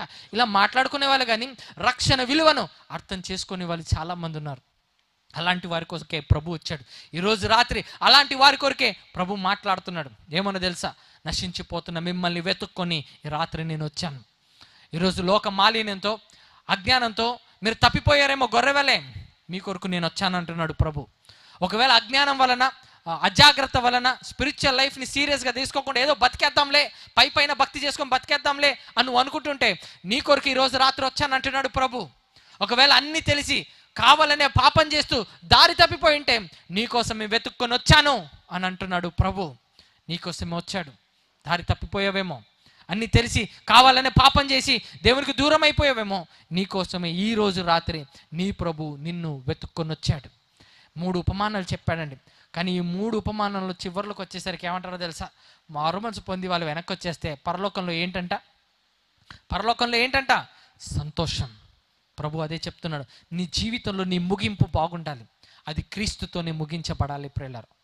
క్రీస్తుతోనే ముగించబడాలి. క్రీస్తే నీకు అన్నీ అవ్వాలి. అలా అయిన రోజు ప్రభుని నీ హృదయంలో స్థానం ఇచ్చినట్టు. నువ్వు ఒకవేళ ఈరోజు ఈ రాత్రి నీ హృదయంలో కనుక నువ్వు ప్రభుకి స్థానం ఇవ్వకపోతే, నీ హృదయంలో కనుక నువ్వు ప్రభుకి చోటు లేదు, ప్రభా నేను ఆల్రెడీ బిగ్ బాస్కి ఇచ్చేసాను, జబర్దస్త్కి ఇచ్చేసాను, సినిమాలకి ఇచ్చేసాను, సినిమా హీరోకి ఇచ్చేసాను, ప్రభా నువ్వు కొద్ది రోజులు ఆగు, ఇవన్నీ అయిపోయి ఎంజాయ్ చేసిన తర్వాత నీ దగ్గరకు వస్తానులే, అప్పటి వరకు నువ్వు ఆగు అని చెప్పి ఈలోగా నువ్వు చచ్చిపోయాను అనుకో, పరలోకానికి వెళ్ళి ప్రభా వచ్చేసాను అని అంటే ఏ మొహం పెట్టుకొని వచ్చినావు? నేను అడిగినప్పుడు స్థలం ఇచ్చావా? నువ్వు సత్రంలో స్థలం లేదని పంపించేశారంట. నువ్వు కూడా అలా స్థలం లేదు, ఖాళీ లేదు, అందరికి ఇచ్చేసాను, నీకు తర్వాత ఇస్తాను అని చెప్పి నువ్వు గనక ఇవ్వకుండా నువ్వు మరణించావనుకో, రేపు దేవుడు ఏమంటారు తెలుసా? భూమి మీద ఉన్నప్పుడు నీ హృదయం అనే బెత్లెహేము నాకు ఇవ్వలేదు కాబట్టి పరలోకానికి నేను నీకు అవకాశం ఇవ్వను అని అంటాడు. భూమి మీద నువ్వు నాకు స్థలం ఇవ్వకపోతే పరలోకంలో నేను నీకు స్థలం ఇవ్వను అని అంటాడు ప్రియులారా. పరలోకం విలువ మనుషులకు అర్థం కాలేదు ప్రియులారా, అర్థం కాలేదు. బిల్లీ గ్రామ్ గారు ఆయన ప్రసంగంలో ఏమంటారో తెలుసా? ఆయన ఒక మాట చెప్తాడు. ఏమనంటే, నాకేం లేదు పరలోకంలో, ఇదిగోండి ఇలా బొటన వేలుతో నిలబడేంత స్థలం ఇస్తే చాలు, యుగ యుగాలు నిలిచిపోతాను నేను, అంత స్థలం ఉంటే చాలు అని అన్నాడండి భక్తుడు. వాళ్ళకి అర్థమైందండి పరలోకం విలువ, వాళ్ళకి అర్థమైందండి పరలోకం ఎంత గొప్పదో. కాబట్టి బొటన వేలంతా నిలబడేంత స్థలం ఉంటే చాలు అని అన్నారండి భక్తులు. మన సంగతి ఏంటి? అసలు ఆడ స్థలం ఉందో లేదో ఆ గొడవ లేదు, కానీ ఇక్కడ మాత్రం సెంటు స్థలము ఖచ్చితంగా ఉండాలని ఆలోచిస్తున్నాం. ఇది కాదు ప్రియులారా. నీ హృదయంలో క్రీస్తుకు చోటిస్తేనే నిజమైన క్రిస్మస్. నువ్వు చోటిస్తేనే పరలోకంలో నీకు చోటు ఉంటుంది. నువ్వు ఇక్కడ చోటు ఇవ్వకపోతే పరలోకంలో నీకు చోటు లేదు. మరి ఇస్తారా? కోల్పోతారా? ఇక్కడ చోటు ఇస్తే పరలోకంలో చోటు ఉంటుంది, ఇక్కడ చోటు ఇవ్వకపోతే పరలోకంలో చోటు ఉండదు. ఏది కావాలి? చాయిస్ మీదే, దేవుడు మీకే వదిలేశాడు. ఏం కావాలి చూస్ చేసుకోండి. ప్రియులారా, ఒక మాట చెప్పి ముగిస్తాను నేను. ఈ లోకంలో ఏదైనా కోల్పోవచ్చండి. ఈ చేయి పోయినా పర్వాలేదండి, కాలు పోయినా పర్వాలేదండి, తల తెగిపోయినా పర్వాలేదండి, కానీ క్రీస్తుని పోగొట్టుకుంటే మాత్రం మరలా తెచ్చుకోలేమండి. ఒక్కసారి ఒక్క జీవితమే విలువైన జీవితం. క్రీస్తును పోగొట్టుకున్నామా మరలా కావాలన్నా దొరకడండి. ఆయన మరలా కావాలన్నా దొరకడు. కాబట్టి ఈరోజు ఈ రాత్రి దేవుడు నీతో మాట్లాడాడు. దేవుడు ఆయన స్వరాన్ని నీకు వినిపించాడు. నా గొర్రెలు నా స్వరాన్ని వింటాయి, మిగతా వాళ్ళందరూ నిద్రపోతారు. మిగతా వాళ్ళందరూ ఇంట్లో అమ్మ టైం అయిపోయింది ఎప్పుడు ముగిస్తారో ఏంటో అని అనుకుంటారు. ఎందుకంటే వాళ్ళకు కాపరి స్వరంతో వాళ్ళకి అనవసరం అండి. వాళ్ళకు నువ్వేదో చెప్తున్నావు చెప్పుకో బాబు, నువ్వు అయిపోయి చెప్తే ఆమెను చెప్తే ఇంటికి వెళ్ళి పడుకుంటాం అన్నట్టుగా ఉంటారు. కానీ ఈరోజు రాత్రి మిమ్మల్ని ప్రేమించి చెప్పే మాట ఏంటంటే, విలువైన జీవితం పోగొట్టుకోకండి, ప్రభు కోసం ఉన్నతంగా బ్రతకండి. మీరందరూ బ్రతుకుంటే, సజీవ లెక్కలో ఉంటే మరలా ప్రభు చిత్తం అయితే కలుసుకుందాం. ఒకవేళ అలా కుదరకపోతే మీరందరూ నాకు పరదేశంలో కనపడాలి. ఓకేనా? మంచిదండి. కళ్ళు మూసుకోండి, ప్రార్థన చేసుకుందాం. పరిశుద్ధుడా, మహోన్నతుడా, సర్వాధికారి అయిన మా గొప్ప దేవ, ఇంతవరకు నాయన మీరు మాతో ఉండి మాట్లాడినందుకై మీకు హృదయపూర్వకంగా వందనాలు చెల్లించుకుంటున్నాం. ఈ కార్యక్రమం అంతటిని మీరు దీవించినందుకే మీకు వందనాలు దేవ. ఎడ్ల వారి గ్రూపు తండ్రి, ఈ యంగ్ యునైటెడ్ యూత్ వీళ్ళందరూ కూడా కలిసి నాయన మీ వాక్యాన్ని వెదజల్లాలని తండ్రి ఇంత గొప్ప కార్యక్రమాన్ని చేపట్టారు. ఈ మీటింగ్ని మీరు దీవించినందుకే మీకు వందనాలు దేవ. ఈ మీటింగ్ని మీరు ఆశీర్వదించినందుకే మీకు వందనాలు దేవ. మీ పిల్లలందరికీ కూడా మీ వాక్కును వినిపించారు, మీ స్వరాన్ని వినిపించారు. అందును బట్టి మీకు హృదయపూర్వకంగా వందనాలు చెల్లించుకుంటున్నాం. విన్న వాక్యం నిష్ప్రయోజనం కాకుండా వారి హృదయంలో ఈ వాక్యాన్ని భద్రపరచుకొని మీ కొరకు బ్రతికే కృపను, భాగ్యాన్ని మీ పిల్లలకు మీరు దయచేయాలని ప్రాధేయపడుతున్నాను. ఆ వాక్యం వారి హృదయంలో ఫలించుటకు మీరు కృప చూపించండి. వచ్చిన దైవజనుల్ని మీరు జ్ఞాపకం చేసుకోండి. వారిని మీరు బహుగా దీవించి ఆశీర్వదించమని ప్రార్థిస్తున్నాను.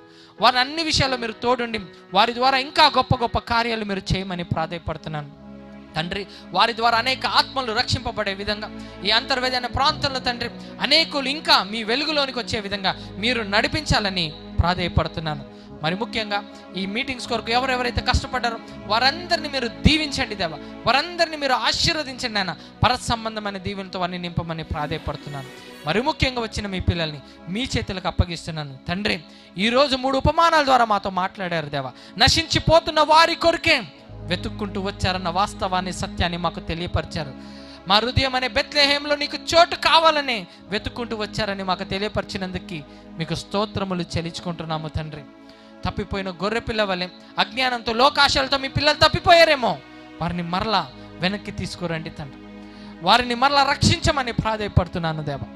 ఒకవేళ అజాగ్రత్త కలిగి ఉండి ఆత్మీయ జీవితంలో నిర్లక్ష్యం కలిగి ఉన్నారేమో, అలాంటి వారిని మరణ నిలబెట్టమని ప్రాధేయపడుతున్నాను. ఒకవేళ అన్ని తెలిసి కావాలని తప్పిపోయిన కుమారుడు వేళ ఉండిపోయారేమో దేవా, ఇప్పుడైనా వారి మనస్సును బాగు చేసుకొని మీ కొరకు నిలబడే భాగ్యాన్ని దయచేయండి. మీ కొరకు పరిగెత్తే కృపను దయచేయండి. మీలో బ్రతుకుటకు మీరు కృప చూపించండి తండ్రి దేవా. మీ పిల్లలందరూ మీ కొరకే బ్రతుకుతూ మిమ్మల్ని మహిమపరుస్తూ మీరుంటున్న మహాలోకాన్ని స్వతంత్రించుకునే విధంగా వారి జీవితాలు ఉండలాగా మీరు దీవించాలని యేసయ్య పరిశుద్ధ నామం పేరట వీడు కొంచెం ప్రార్థిస్తున్నాను తండ్రి. ఆమేన్. అందరికీ వందనాలండి.